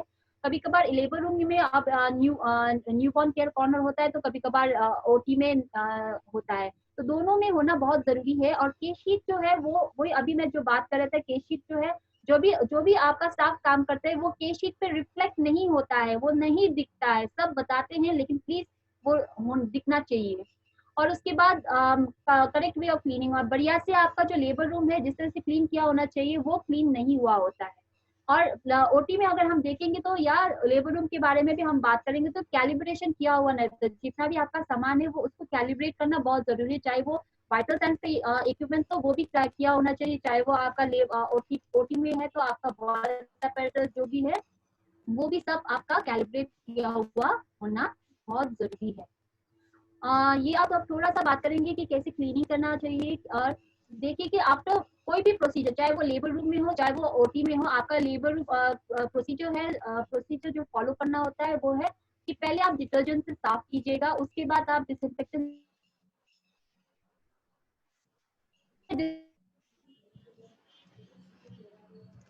भी आते हैं तो बढ़िया, अगर नहीं है तो भी अच्छा, easy, there is no one problem कि डिटर्जेंट से पहले साफ कीजिए, उसके बाद डिसइंफेक्टेंट सोल्यूशन आप यूज कर सकते हैं। उसके बाद ये ध्यान रखिएगा कि हमेशा क्लीनिंग जो रहता है, फर्स्ट आप अनक्लीन से अनक्लीन एरिया पे आइएगा। आपका अगर ओटी आपने अभी आप जस्ट प्रोसीजर किया है तो आपका कॉर्नर जो रहता है वो क्लीन रहता है, लेकिन आप जहाँ पे ओटी जो किया होता है वो टेबल उसके आजू बाजू होता है, तो दैट इज मोर अनक्लीन। तो आपका कॉर्नर से क्लीन होते हुए आपको बीच में आना चाहिए। आपको आपका अधिकतर एसी जो है, एसी का ग्रिल क्लीन किया हुआ नहीं रहता है, तो प्लीज ये भी ध्यान रखिएगा, एवरी टाइम आपको क्लीन करना बहुत जरूरी है जो एसी आप लगाए हैं। टॉयलेट जो है आप एटलीस्ट 3 बार क्लीन कीजिए और as and when required. Fumigation भी आपको जो है लेबर रूम में एटलीस्ट महीने में 1 बार कीजिएगा, और जब जब आपका कोई इन्फेक्टेड केस आपने परफॉर्म किया हो तब आप जाकर उसका भी फ्यूमिगेशन किया होना चाहिए। ओटी हमेशा वीकली करना है फ्यूमिगेशन, और वही जिस तरह से अगर आपने इन्फेक्टेड कोई केसेस किया तो उसके बाद भी आपको फ्यूमिगेशन करना चाहिए। लास्ट और सेकंड लास्ट जो है वो है फॉर्मेलिन बिल्कुल यूज नहीं करना है। और लास्ट जो है हम एक और चीजें बताना चाहते हैं सभी हॉस्पिटल को, जो कि आपका चिटल फॉसेट्स, जो चिटल फॉसेट्स आप रखते हैं वो आप लोग जो एक सोल्यूशन पे रखा होता है, बहुत सारे लोग सैवलॉन पे रखा होता है तो बहुत सारे लोग स्पिरिट पे रखा होता है, तो प्लीज मेक श्योर कि ये जो प्रैक्टिसेस है वो सही नहीं है। तो ये कहीं ना कहीं अदर आप लोग कहीं ना कहीं, और to all the doctors here, all the managers here, कहीं ना कहीं आप लोग बहुत बिजी रह जाते हैं with your patient, OPD, in patient surgery, तो ये सब छोटा छोटा चीजें आप देखना भूल जाते हैं। तो कभी कभार हमने बहुत बार देखा है कि सैवलॉन सोल्यूशन जो है वो ऑरेंज से होके डिस्कलर होके वो व्हाइट हो गया होता है, लेकिन चेंज किया हुआ नहीं रहता है। तो प्लीज मेक श्योर कि एटलीस्ट अच्छा रहता है कि इफ एट ऑल कि अगर आप डेली उसको स्टेराइल कर सकें, ऑटोक्लेव कर लीजिए 24 आवर्स के बाद चिटल फॉसेट्स, और वो जो बॉटल है उसको आप ऑटोक्लेव कीजिए एवरी डे, 24 आवर्स के बाद में आप चेंज करके वो उस तरह से भी आप रख सकते हैं। तो बिकॉज एक और चीज है, इसको मैंने इतना इम्पोर्टेंट दे के यहाँ पे क्यों रखा है, I tell you one thing कि आप इतना खर्चा करके when it comes to quality, तो हम यही है कि क्वालिटी क्यों करते हैं, बिकॉज क्वालिटी इज ऑल्सो कि हम कॉस्ट को रिड्यूस करने के लिए आप इतना मेहनत करके, लाइक एक इंस्ट्रूमेंट होने के लिए आपको एक डिटर्जेंट चाहिए होता है, एक डिसइंफेक्टेंट सोल्यूशन चाहिए होता है, आपने इतना खर्चा करके वहां पे यूज किया, साफ किया, बहुत बढ़िया से किया, उसके बाद ऑटोक्लेव किया। ऑटोक्लेव करने के लिए भी यू नीड इलेक्ट्रिसिटी, और आपके पास गैस हो या जो भी आप स्टॉव से करते हैं जो भी है, you are spending so much of money here. इतना पैसा खर्चा करने के बाद आपका जो है इंस्ट्रूमेंट बढ़िया से आपने ऑटोक्लेव किया, स्टेराइल किया, एंड दैट ऑटोक्लेव किया हुआ इंस्ट्रूमेंट जो है वो जाते हैं लेबर रूम या ओटी के पास। अब आपको ओटी या लेबर रूम में जब आप जाते हैं, then you pick up that Cheatle फॉसेट, वो चिटल फॉसेट जो कंटेमिनेटेड है, बहुत दिन के बाद तक आपने साफ नहीं किया है उसको, आपने उसका जो सोल्यूशन है आपने चेंज नहीं किया है, तो वही चीज आप निकाल के आप वही जो आपने इतना अच्छी तरह से बढ़िया से स्टेराइल किया हुआ जो इंस्ट्रूमेंट है उसको आप छूते हैं, तो दैट अगेन बिकम्स पूरा कंटेमिनेट हो जाता है। तो ये इतना करना जो है वो बेकार रहता है। तो that is why I have brought up this problem. तो ये थोड़ा सा आप जिनको ये है ये सब अगर आप सोल्यूशन यूज कर रहे हैं तो प्लीज आप बंद कर लीजिएगा, and then you can always every day use कर सकते हैं, सॉरी स्टेराइल कर सकते हैं। So we have to do this also. So I should continue with this, sir. Arranging. Okay. Image में share कर रही हूँ screen. Over to you. हाँ हाँ. Okay. Dr. Suranjan has left for another meeting, so we'll continue. So Amrapali and Rinzing, if you want any hospital to answer, just unmute them, and अगर hospital में से किसी को answer करना है तो वो अपना हैंड रेज कर सकते हैं या फिर चैट बॉक्स में भी आंसर डाल सकते हैं। yes. ओके, अभी हम एक केस प्रेजेंटेशन देखेंगे। तो एक मदर है, डिलीवरी हुआ है, जस्ट डिलीवरी होके उसको हमने पोस्टमार्टम रूम में शिफ्ट किया है। तो उसने अपने बच्चे को दूध पिलाया है, तो बच्चा भी सो गया और मम्मी की भी आंख लग गई। फिर जब माँ एकदम से अचानक उठती है तो वो देखती है कि उसका बच्चा है बेड पे है नहीं। फिर उसने वहां के जो आसपास के लोग हैं उनसे पूछा कि मेरा बच्चा कहाँ है, तो उन्होंने बताया कि तुम्हारे रिलेटिव्स आए थे और वो इम्यूनाइजेशन के लिए लेके गए। जब उसने अपने रिलेटिव से पूछा कि आप बेबी को इम्यूनाइजेशन के लिए लेकर गए हो गया, तो जो वो है अटेंडर है वो मना करते कि नहीं हम नहीं लेके गए। तो आप मुझे बताइए कि ये सिचुएशन क्या है और इस सिचुएशन में आपका रिस्पांस क्या रहेगा। लता हॉस्पिटल बताइए, मैं आपको अनम्यूट कर रही हूँ।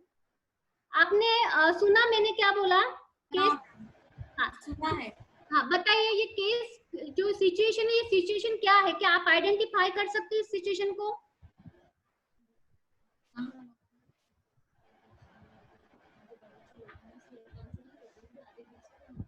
लता हॉस्पिटल आइडेंटिफाई अपन कर लेते हैं ना नेबुलाइजेशन।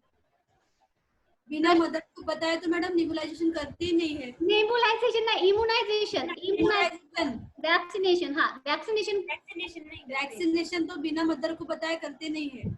नहीं, आपको प्रश्न समझ में आया क्या? माँ सो रही थी, ठीक है, माँ सो रही थी, उसके बच्चे को उठा के ले गए।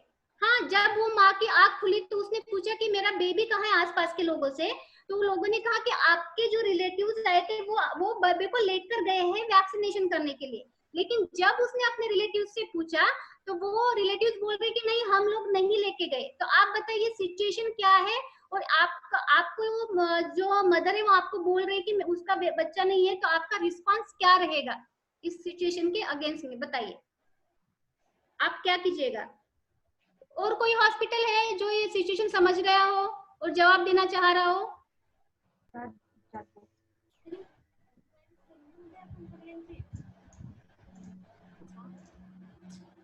चैट बॉक्स में बहुत लोगों ने अच्छी तरह से आंसर दिया है। आम्रपाली कोड पिंक के बारे में बताया है। कोड पिंक के बारे में बताया है। हाँ, चैट बॉक्स का आप खोल के देखेंगे तो many of them have answer. पढ़ो ना मेरे को। Okay, I'll just coordinate among you. There are answers from Kumar Bobde sir. It is code pink. RMH Hospital code pink. Pramila Mankar, Jyoti sister code pink. Dr. Yogita P. Assurance to mother and confirmation of baby theft. Close all exits. Check all goods carrying bags. Yes, Amrapali. Yes sir. Thank you for answer. तो जैसे कि हमारा response क्या होना चाहिए, ये code pink है, सही जवाब दिया है। तो हमें क्या करना है ऐसे सिचुएशन, हमारा रिस्पांस क्या होना चाहिए इस सिचुएशन के प्रति जो हमारा। आम्रपाली, डॉक्टर प्रांजल शर्मा ने हाथ ऊपर किया, उनको बात करनी है। 1 मिनट। डॉक्टर प्रांजल बोलिए। Yes, alert all hospital staff. Door should be closed. CCTV checkup, and this is something which is very this needs to be dealt very urgently. So this should not be taken very casually. It should be dealt very urgently. All the doors closed. Certainly check CCTV and continuous inquiring with the staff, with the relatives, and with the patient. There may be some fallacies from the patient side. There may be something problematic from the staff side. So you should be alert and investigate properly. Okay. Just wanted to know, police का कब role आता है? तुरंत बताना होता है? Yes. You can take some time, like first confirm. Sometimes it may happen that the baby is really with the relatives. So just take some good time, confirm everything, and then police inform. Okay. Yes, thank you. Yes. Yogita ma'am ने भी लिखा है कि sharp ear, यहाँ पे लिखा है assurance to the mothers and confirmation of the baby theft. Close all exits. Check all goods carrying bags. CCTV check. Sharp ears to hear the baby voice from furniture or unused room. Thank you so much, Dr. Yogita ma'am. I think बहुत अच्छा बताया आपने भी। Engine बोलो। हाँ, Yogita madam का जो है चार्ट पढ़ रहे थे कि मैडम का कहना है कि बहुत जैसे अभी डॉक्टर प्रांजल मैम ने जैसे बताया सेम है, लेकिन मैम का थोड़ा सा एक ऐड है कि जितना भी सामान कैरी करने वाला, मतलब थैला जो है या बैग जो है वो भी चेक करना है, पूरी बढ़िया से चेक करना है। और हम लोगों को ऐसा जगह पे भी जाके देखना है जहाँ पे ऐसा रूम जो यूज किया हुआ नहीं है, या ऐसा फर्नीचर जहाँ पे वहाँ पे एक जाके देख सके कि बच्चा रो रहा है, उसका आवाज भी सुनो। और हाँ, thank you so much ma'am. Okay, तो मैम ने जवाब दे ही दिया है। तो अभी जो मैंने जिससे सवाल पूछा था लता हॉस्पिटल, आपको समझ में आया कि सिचुएशन क्या है? क्या है? यस क्या है सिचुएशन? बच्चा चोरी हुआ है और उसका देखना है। यस, बच्चा चोरी हुआ है और उसके लिए हमें कौन सा कोड जनरेट करना है? पिंक कोड, पिंक है ना। तो हम अब हमारे मतलब हॉस्पिटल में ये तो हमारा रिस्पांस होगा कि बच्चा गायब है, तो उसके लिए हमने क्या क्या रिस्पांस किया। अब हमारा ऐसा हमारे हॉस्पिटल में ऐसी सिचुएशन हो ही ना, तो उसके लिए हमें क्या क्या प्रिवेंटिव मेजर लेना चाहिए, कोई बता दीजिए। हमारा पहले आप पॉइंट करिए और उनको फिर अनम्यूट कीजिए। एंडोवर्ड हॉस्पिटल औरंगाबाद, एंडोवर्ड हॉस्पिटल बताइए। क्या मैम? सिस्टर तुम्हाला कळलं का? हिंदी में बोलो। हाँ हाँ, वही हिंदी में बोल रहे। तो अभी जो हमने बोला कि बच्चा गायब हुआ है, ठीक है, तो हमारा रिस्पांस हमने बताया कि इमीडिएट हमें जो है हमारे बाहर के जो डोर है वो हमें बंद कर देना चाहिए। कोड को जनरेट, पिंक कोड को जनरेट करना है। सारे कैरी बैग जो मैम ने बताया वो हमें चेक करना है। हमें सीसीटीवी कैमरास भी हमारे पास चेक करना है और हमें पुलिस को इन्फॉर्म करना है। तो हम बोल रहे हैं कि अभी बच्चे जो चोरी हुआ वो सिचुएशन हमारे हॉस्पिटल में होना ही नहीं चाहिए। उसके लिए हमें क्या प्रिवेंटिव मेजर लेना है, क्या क्या कर सकते हैं हम, उसके लिए क्या क्या इम्प्लीमेंट कर सकते हैं, बताइए। डिलिव्हरी झाल्यानंतर त्या बाळाच्या हातामध्ये आईचं नाव पूर्ण टाकून देणे त्याच्यावर. हाँ, वेरी गुड। मेल है फीमेल है ते पण त्याच्यावरती हे करणं, मेंशन करणं. आणि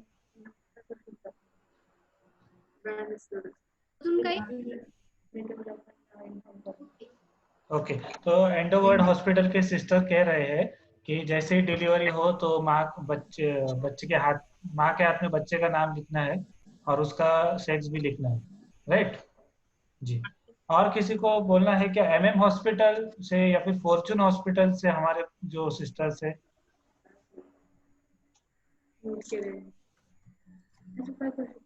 योगिता मैडम ने भी वही बताया है कि बेबी का ये जो है एंट्री जो है रिलेटिव नहीं होना चाहिए, कैमरा लगा हुआ होना चाहिए।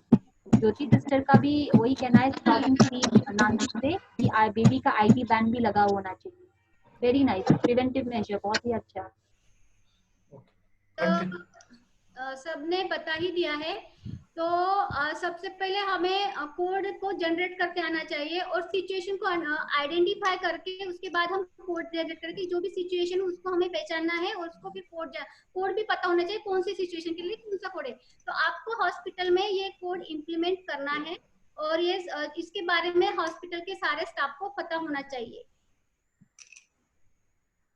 तो इसने जो दिया है कि आइडेंटिफिकेशन मैंने आपने बता दिया, सीसीटीवी होना चाहिए हॉस्पिटल में, ड्रिल्स भी होना चाहिए, पीरियोडिकली ड्रिल्स करना है ताकि स्टाफ का उसमें स्टाफ के लिए प्रैक्टिस के लिए अच्छा है। और उसके बाद उसको डॉक्यूमेंट भी करना है और बेबी को हर किसी को नहीं देना है और विजिटर्स को कम से कम विजिटर अलाउ करना है हॉस्पिटल में। रिन सिंह। हाँ, थैंक यू सो मच। और यहाँ पे एक और ओके, रोहिणी वीर जो है बता रहे हैं कि one responsible relatives with the mother and the baby should be present throughout the stay। कि मैम का कहना ये है कि एक बच्चे के साथ या माँ के साथ जो है एक रिस्पॉन्सिबल जो रिलेटिव है वो रहे थ्रू आउट द स्टे, मतलब आने से लेके आपके पास एडमिशन होने से लेके डिस्चार्ज तक वो उनके साथ रहे। आई थिंक रोहिणी मैडम का एक और क्वेश्चन था which I wish I want to answer, अभी आंसर नहीं कर पाए थे। जो फर्स्ट था कि wanted to ask about the Cheatle forceps कि मैम ये एक्चुअली ये है कि न्यू सोल्यूशन बार बार बनाना, इफ यू कैन बिकॉज ये तो मुझे लगता है कि थोड़ा सा महंगा ही रहेगा. If you can it is well and good, but अच्छा रहेगा कि if you can do it's good ma'am, you can change it every day. But then I don't think so कि लेबर रूम में भी उतना ही सोल्यूशन लगा के डेली चेंज करना, and then even in the OT as well.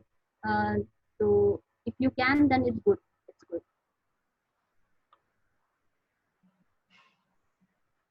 तो अभी जो है, अभी हम थोड़ा बात करेंगे दूसरा एक और केस स्टडी के ऊपर हम बात करेंगे. वो है कि अगर मैं आपको एक केस स्टडी देती हूँ, दैट इज कि एक फैसिलिटी है जिसका 50 बेडेड हॉस्पिटल है ना, जिसका बेड जो है 50 बेडेड हॉस्पिटल है, और उसको मान लीजिएगा एक सुबह के टाइम में 1-2-3 बजे का जो टाइम रहता है, उस पे ना अचानक से एक शॉर्ट सर्किट हो गया हॉस्पिटल में.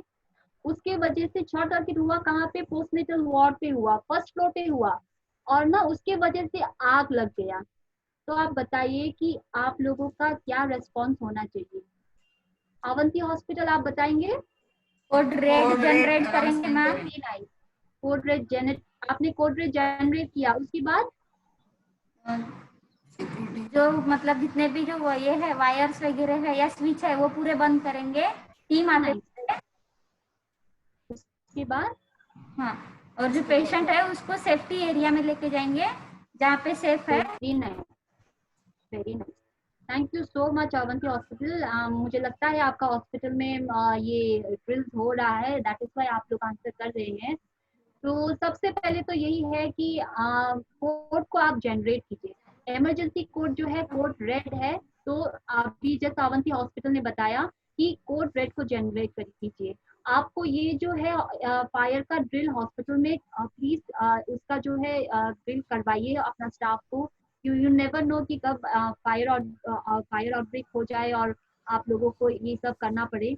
तो एक ड्रिल होना बहुत जरूरी है. सबसे फर्स्ट आपको करना है कोड जनरेट करना है. दैट इज कि हमने बताया पोस्टनेटल केयर पे शॉर्ट सर्किट हुआ, वहां पे आग लग रहा है और वो पोस्टनेटल केयर है फर्स्ट फ्लोर पे. अब आप कोड जनरेट कैसे करेंगे. आपके पास सिस्टम होना चाहिए कि आप एक फोन लगाएंगे तो बाकी सभी स्टाफ लोगों को पता चले. दैट इज कि जैसे आप फोन करेंगे तो आप बताना है code red code red code red 3 बार. तो इसका मतलब हमको समझ में आ जाएगा आग लगाया कहाँ पे, postnatal ward, first ward. Location बताना है पोस्टनेटल वार्ड में, कहाँ पे, फर्स्ट फ्लोर है. पोस्टनेटल कहाँ पे है, फर्स्ट फ्लोर. तो दिस इज हाउ, इस तरह से आपको कोड जनरेट करना है. Code red code red code red postnatal ward first floor. तो बाकी सभी स्टाफ लोगों को आपको पता चलेगा कि अच्छा ये आग लग गया है पोस्टल वार्ड पे फर्स्ट फ्लोर पे, हमको दौड़ना है रेस्क्यू के लिए.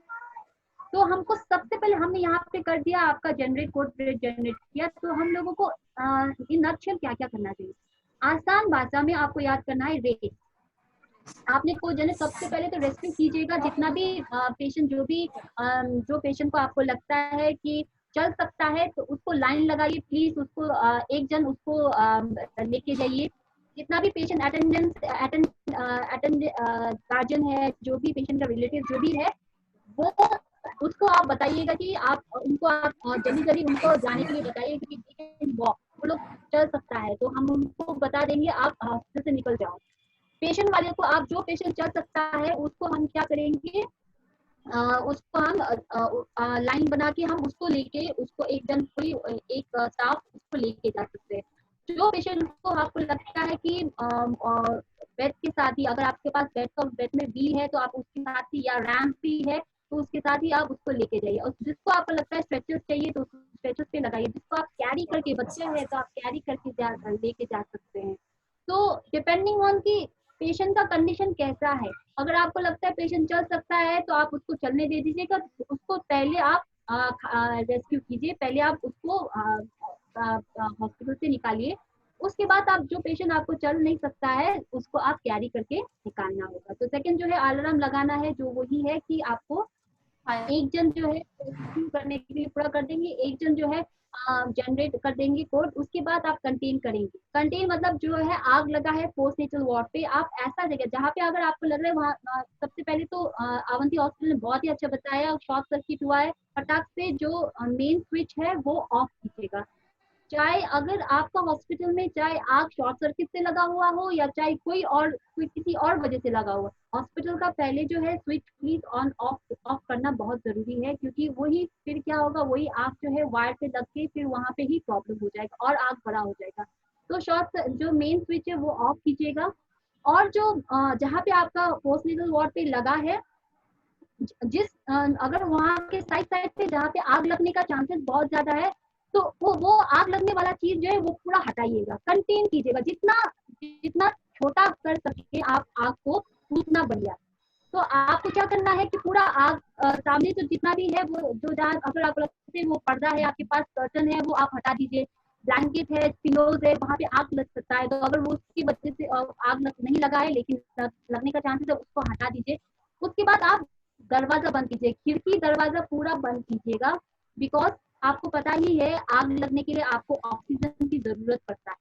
अगर आपने ऑक्सीजन बंद कर देते हैं, पूरा दरवाजा पूरा बंद कर देते हैं, खिड़की वेंटिलेशन डोर पूरा बंद किया होता है, तो आग बुझता है, आग कम होता है। उसके बाद आप यूज कर सकते हैं अपना एक्सटिंग्विशर। आपके हॉस्पिटल में पूरा चारों जो एक्सटिंग्विशर है पूरा का पूरा होना चाहिए। और आपको उसके बाद आपको आपका स्टाफ का पूरा ड्रिल हुआ होना चाहिए कि आप एक्सटिंग्विशर जो है आग बुझाने का जो ये जो बॉटल या जो फायर एक्सटिंग्विशर है उसको यूज करना आना चाहिए। दैट इज, उसको यूज करने के लिए बहुत आसान तरीका है, पास है फुल वो जो एक उसमें ना पिन आता है, उस पिन को जो hello just you have 5 minutes left। अच्छा ओके, वो पिन जो है उसको आपको पुल करना है, उसके बाद एम करना है। एम जो है आपको बेस पे करना है, फायर का बेस पे करना है, ऊपर पे नहीं करना है। उसके बाद आपको स्वीप करना है। स्वीप जब करेंगे उसके बाद आप स्वीप करेंगे, आपको ना एक ही जगह पे आप उसको कभी स्वीप करके नहीं रखेंगे, आप राइट और लेफ्ट करके उसके बाद बुझाएंगे, है ना। उसके बाद आपको कैसे प्रिवेंट करना है, एक और चीजें याद करने के, आपको हमेशा अपना हॉस्पिटल को मॉनिटर करना है, स्पेशली आपका किचन हो या पैंट्रीज हो, जो भी है आपके हॉस्पिटल जहाँ पे आपका खाना गर्म कर रहा हो या चाय बन रहा हो या वो वाला जगह पे आप प्लीज मेक श्योर कि आप अच्छी तरह से वहाँ पे कुछ ऐसा डेंजरस जगह नहीं, कुछ भी चीज आग लगने वाला चीज जगह नहीं होना चाहिए। आपका जो रूटीनली इलेक्ट्रिसिटी जो भी है वायर है वो भी आपको चेक किया होना चाहिए। हॉस्पिटल स्मोकिंग अलाउड नहीं करना चाहिए, और हॉस्पिटल का स्टाफ लोगों को क्या करना चाहिए, आपको ट्रेन करना ड्रिल किया हुआ होना चाहिए। अब हम लोग का लास्ट, हाँ there is a hand raise from Kumar Bobde ji, उनको कुछ बोलना है। जी जी sir. Hello ma'am, Shireen here. हाँ सीरीन मैम, मुझे एक बात पूछनी थी। अगर ओटी परफॉर्म मतलब ओटी चल रही है अंदर, और वहाँ पे जो बाहर हमारा रिकवरी रूम है या कोई भी अगर बाहर जो स्पेस है वहाँ पे अगर आग लग गई, तो हमने बोला है कि आग लगने के बाद पूरा मेन स्विच बंद करना है, लेकिन अगर ओटी चल रही है तो फिर वो टाइम पे कैसे करना? ओटी चल रहा है तो हाँ, I think if anybody has this answer. Yes, किसी को आंसर पता है क्या? Any people who are involved in operations, any doctors? Yes, Dr. Pranjal would like to speak something. एक मिनट मैडम, तुम्हें अनम्यूट म्यूट हो रहा है, एक मिनट मी अनम्यूट करते हैं। ओटी सुरू आहे ना, हाँ मॅडम बोला। ओटी जर का सुरू आहे तर जनरली ओटीचं सेटअप जे असते त्याच्यात इलेक्ट्रिसिटीचा सेटअप थोडासा डिफरंट असतो. So you can continue the OT electricity setup. Usually most of the OTs they have their different or their electricity setup is different. Even their inverter or their electricity backup system is different. So you can continue that, and rest of the system you can shut. Or most of the hospitals have 2 or 3 this electricity basic setup. So the setup in which the OT electricity is there, that can be continued, and rest of the 2 can be discontinued. So this we can do, because to put up the OT light is during OT. It is not recommendable. Okay, thank you madam. Okay, there is one और एक जन ने हाथ ऊपर किया है, इटकर ज्ञानेश्वरी। आपको कुछ बोलना है क्या? इटकर ज्ञानेश्वरी। ओके, ठीक है, रेंजिंग यू कंटिन्यू। या एक और अब लास्ट एक और चीजें है, दैट इज लाइक कि सेफ्टी एंड सिक्योरिटी का एक राउंड आपका हॉस्पिटल में होना चाहिए। एक और चीजें हम लोगों ने फर्स्ट जैसे हम लोगों ने स्टार्ट किया था उसमें हम लोग बताए थे कि आपका रेस्पॉन्सिबल बनता है कि पेशेंट का सेफ्टी, स्टाफ का सेफ्टी और उसके बाद पेशेंट का रिलेटिव का सेफ्टी आपकी जिम्मेवारी होता है। तो दैट इज वाई उसके लिए आपको हॉस्पिटल में एक सेफ्टी इंचार्ज होना बहुत बहुत जरूरी है। कोई भी कर सकता है, इट इज नॉट नेसेसरी कि एक पर्टिकुलर एक अलग सा ही कोई आप हायर कर सकता है। ये सेफ्टी राउंड जो है आप महीने में 2 बार कर सकता है, एवरी 15 डेज आप कीजिए। और सेफ्टी राउंड पे आपको क्या करना है कि एटलीस्ट ये देखिएगा कि आपके पास सेफ्टी इंचार्ज के पास एक रजिस्टर होना चाहिए जहाँ पे वो एवरी 15 डेज क्या क्या देखेंगे, सिविल वर्क देखेंगे, आपका हॉस्पिटल का इन एंड आउट पूरा देखेंगे, इन एंड आउट पूरा देखेंगे कि सभी चीज, कहीं विंडो शीशा टूटा हुआ तो नहीं है, everything the person has to see, सब कुछ सिविल वर्क। इलेक्ट्रिक वर्क में पूरा देखना है कि कहीं वायर वगैरह ऐसे ही लटका हुआ नहीं है, स्विच अच्छा नहीं है, ये सब चीजें आपको देखना है। साइनेजेस एंड डिस्प्लेस भी आपको देखना है। एक बार आपने लगा दिया डजंट मीन कि वो कभी बिगड़ेंगी नहीं या उसका कुछ खराबी नहीं होगा, तो वो भी आप प्लीज देख लीजिएगा। मे बी आप सेकंड फ्लोर का डायरेक्शनल साइनेजेस है वो अच्छा नहीं है, तो वो भी आप अच्छी तरह से देखना चाहिए। एक सेफ्टी इंचार्ज का ये भी रेस्पॉन्सिबल। सेफ्टी इक्विपमेंट जो भी आपका फायर एक्सटिंग्विशर है उसका भी आप बढ़िया आपको चेक करना है कि एक्सपायरी तो नहीं हुआ है या कहीं उसका प्रॉब्लम तो नहीं है, वो सब चीजें आपको चेक करना है। पेशेंट एमिनिटी, जो जहाँ पे आप पेशेंट के पास जाते हैं तो पेशेंट का बेड, टेबल, चेयर जो भी है उसके आजू बाजू जो है पेशेंट को कहीं रिस्क होने का जगह ऐसा बेड तो नहीं है कि क्यों कभी कभार क्या होता है कोई कोई बेड जो है टूटा हुआ है या साइड से कोई ऐसा नुकीला चीज निकला हुआ है, ये सब चीजें चेक करना बहुत इंपॉर्टेंट है। अगर है तो लिखा होना चाहिए। और उसके बाद पेशेंट स्टाफ रिलेटेड कोई may be staff has any problem with the nursing station या उनका रूम के ऊपर या कोई भी प्रॉब्लम है वो भी आप लिख सकते हैं। यहाँ पे आप इस साइड पे अगर सेकंड कॉलम पे आप देखेंगे तो वहाँ पे डिटेल लिखना होना चाहिए कि मान लीजिएगा कि इलेक्ट्रिक वर्क में एक रिसेप्शन एरिया पे उसका स्विच खराब हो गया है, तो ये आपको लिखना है कि सेफ्टी इंचार्ज को लिखना है कि रिसेप्शन जगह पे, रिसेप्शन एरिया में वहाँ पे स्विच का बोर्ड जो है वो बिगड़ा हुआ है। एंड देन सजेशन एक्शन कौन करेंगे, आप इलेक्ट्रिशियन को बुलाएंगे। तो यू नीड टू राइट की इलेक्ट्रिशियन सो एंड सो आएंगे, उनको हमने इन्फॉर्म कर दिया है। टाइमलाइन मतलब कब खत्म, कब ये काम बन जाएगा, कब ये काम हो जाएगा। तो मे बी उसको लगेगा आज शाम तक हो जाएगा, तो आपको वहाँ पे लिखना है। अगर हो गया है काम तो डन। तो ये एक फैसिलिटी सेफ्टी इंचार्ज का जिम्मेवारी बनता है, तो ये बढ़िया से आप उसको मेंटेन करें। या तो इतना तक एटलीस्ट अब आप लोग को समझ में आ ही गया होगा कि आज का जो टॉपिक है, एक ऑप्शन गायनी हॉस्पिटल मतलब RMCH हॉस्पिटल जहाँ पे प्रेग्नेंट वुमेन या बच्चे लोगों को केयर होता है, उसके उसमें क्या क्या होना चाहिए, उसके वो वैसा वाला हॉस्पिटल में क्या क्या चीजें होना चाहिए, या आप लोगों को समझ में आ गया होगा। Thank you so much. आप लोगों को अगर कोई क्वेश्चन है तो आप पूछ सकते हैं। ओके, किसी को कोई क्वेश्चन है क्या? कोणाला काही प्रश्न असेल तर विचारा.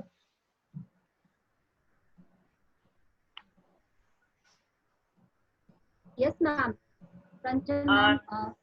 Yeah, you said that the OT can be at the end of the facility, right? Ma'am, like OT location of the OT should be at the end of the facility where the least movement can be, the least contact with the other patients or OPD patients or least, right? So that we can maintain the antisepsis, right? Yes, ma'am. Yes. So it should be at the end. So if it is, if the OT will be at the end, then how it is possible to have a that pass system or the system where we are giving our used or these used gloves or used clothes. So pass system from there. Ma'am, the OT, ma'am, the directional, if you have seen it, ma'am, it should be a unidirectional. तो वहाँ पे जैसे पूरा and पे या जहाँ पे patient traffic नहीं होता है मैम, तो एंड पे यदि OT है, yes ma'am, if the OT is at the end, yes ma'am, right, then the things which are used in OT will come from the same door from which it is entering inside. So how it can be one pass No, if it is no, at the no, no, end? ma'am, that is what we said ना कि एक पास box या एक अलग सा एक entry होना चाहिए जहाँ से like you actually send या you actually dispose your this one contaminated instruments. If you You have, cannot. if you have, that this point is not clear. Ma'am, If some people have OT at the end of the corridor. Absolutely end of at the the end. ma'am, not the end of the corridor, ma'am. You have a facility जो मान लीजिएगा if you have one, if there is a facility जिसका सिर्फ एक ही floor है, मतलब एक ही floor में बढ़िया से लंबा बड़ा फ्लोर में लंबा है और एंड में OT है. Yes, ma'am. जैसे एंट्री करेंगे, you have your OPD reception and then you have a consultation room है, and then you have a your this one ma'am ward है जो ward जो है ये cooperative ward है. उसके बाद you have a ma'am OT room and then you have your washing area ma'am. तो ये पीछे का पूरा जो रहता है वहाँ पे आप खा सकते हैं अपना ये. तो there are hospitals who actually have that. एक अगर उनका hospital सिर्फ एक ही फ्लोर का है. I think this point should have some this thing like clarity either, or there should be some other management if the people are having the OT at the end of the corridor, at the end of the, like that is the last part. If it is last part. Ma'am, corridor का भी है, लेकिन but then the OT should be in a place where patient का आने जाने का ज्यादा ना हो. नहीं होना चाहिए. That is 100% sure. But the movement. Yeah, ma'am. Hello, this is Dr. Kunal. Hello. Yes. So yeah, I got your point. You are saying just अगर मान लीजिए किसी facility ने already बना दिया है and the OT is yes at the end, तो how we will ensure कि आपका जो unidirectional flow रहेगा ना of the contaminated after post operative use कैसे होगा. Now the problem is कि हम नहीं चाहते कि आप दूसरा तोड़ के साइड में और एक रूम बनाइए, उसके बीच में बॉक्स बनाइए और पड़ोसी तुमको अलाउ भी नहीं करेगा वहाँ पे पास देने के लिए. Yes, absolutely. पड़ोसी वाला केस डाल देगा, right? Yeah. So ma'am, what I can suggest is that for these special cases ना we'll have to think about how you can do it in two ways. Yes, like yes. one Same is thing in how you can do it time, place and person. Okay ma'am. Now here it will be for you in this case will be in time. Now you have to make sure that unidirectional flow is that, so you make your own SOPs for that, for how you ensure the unidirectional flow in your facility. Yes, so I'm talking about your facility only. Ideally it should be if it is a double triple story, it will be on the top level, but if it is a single floor, now you don't have any options to make a pass box and make another room for having this. So now we have to think how to make. So we have to draft the SOPs in such a way, and we have to train our people in such a way that after the process is done, everybody is out, then the process, the contaminated waste will be collected at by this time by this person, and then will be taken out through this route which is taken like this. So this you'll have to make and draft it and tell it whenever somebody comes to. This is our SOPs. Basically to ensure a unidirectional and not contaminating anything. Yes, but ideally what this rinsing has presented is a very nice flow. Where if somebody wants to renovate its own facility and want to work, as he should keep in mind, or he should keep in mind कि ये सारी चीजें अपने को करनी है. So that is a very good way to show the unidirectional flow. So this is our suggestion. We have other. अभी I would like to say कि मैं अभी समझ में आया मैम. Otherwise तो मैम आपका OT तो मैंने देखा है. You have in a nice ऊपर में ही है. You have in a top floor OT. And then आपका तो बहुत spacious भी है when it comes to your labor room and even your OT as well. So ma'am आपका जैसे खत्म हो जाता है ना, you can always have to all the facilities जहाँ पे like unidirectional. Once you are done with your procedure या आपका complete हो जाता है, you can always yes ma'am. Ma'am आपके पास एक bins होता है मैम. Like you have उसके ऊपर ना lid हुआ होता है चाहिए. So from there you can put all your instrument or whatever your linen and there, and you can take it out like that, ma'am. Rather than taking it open. Just there is nothing like I have not made anything like pass or something, but we are following the second procedure which you are telling. What I can suggest is, madam, ये जायद्रथ और ये सूर्य वाला concept है ना, ma'am. जो आप practice कर रहे हैं ना, तो वो आप हमको लिख के दिखाइए, है ना? So will request you to make sure कि ये एसओपीज उसके हिसाब से आप बनाइए. Yes, over to Rinzing, Akash and Fajar. Yes, thank you so much ma'am, ये क्वेश्चन आपने रेज किया एंड आई होप कि ये वाला बहुत लोगों का माइंड में था लेकिन रेज नहीं किया है. एंड कोई है जो आई थिंक टाइम हो गया है, anybody who has any question पूछ सकते हैं.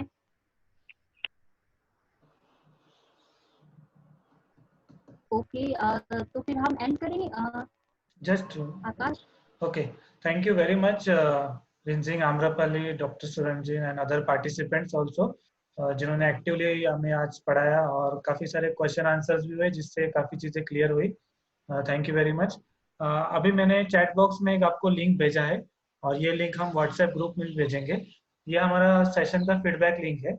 आज का सेशन आपको कैसा लगा उसका फीडबैक हमें जरूर बताइए. आप इस लिंक को क्लिक कीजिए या फिर उसको ब्राउजर में पेस्ट कीजिए तो एक आपको फीडबैक फॉर्म दिखेगा, वहां पे आप अपना फीडबैक दे सकते हैं.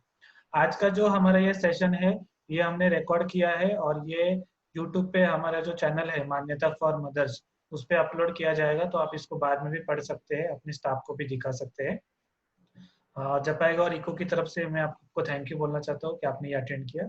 अगर आपने लेट अटेंड किया है जैसे कि एंडोवर्ड हॉस्पिटल है या फिर कोई और हॉस्पिटल है या फिर हमारे प्रोग्राम ऑफिसर जानते हैं कि इस हॉस्पिटल में लेट अटेंड किया, तो उनका अटेंडेंस लेके हमें व्हाट्सएप पे भेज सकते हैं ताकि उनको हम ट्रैक कर पाए. Thank you very much. और हम नेक्स्ट वीक मिलेंगे फ्राइडे को सेम टाइम और आपको एजेंडा और पीपीटी भेज देंगे. Thank you.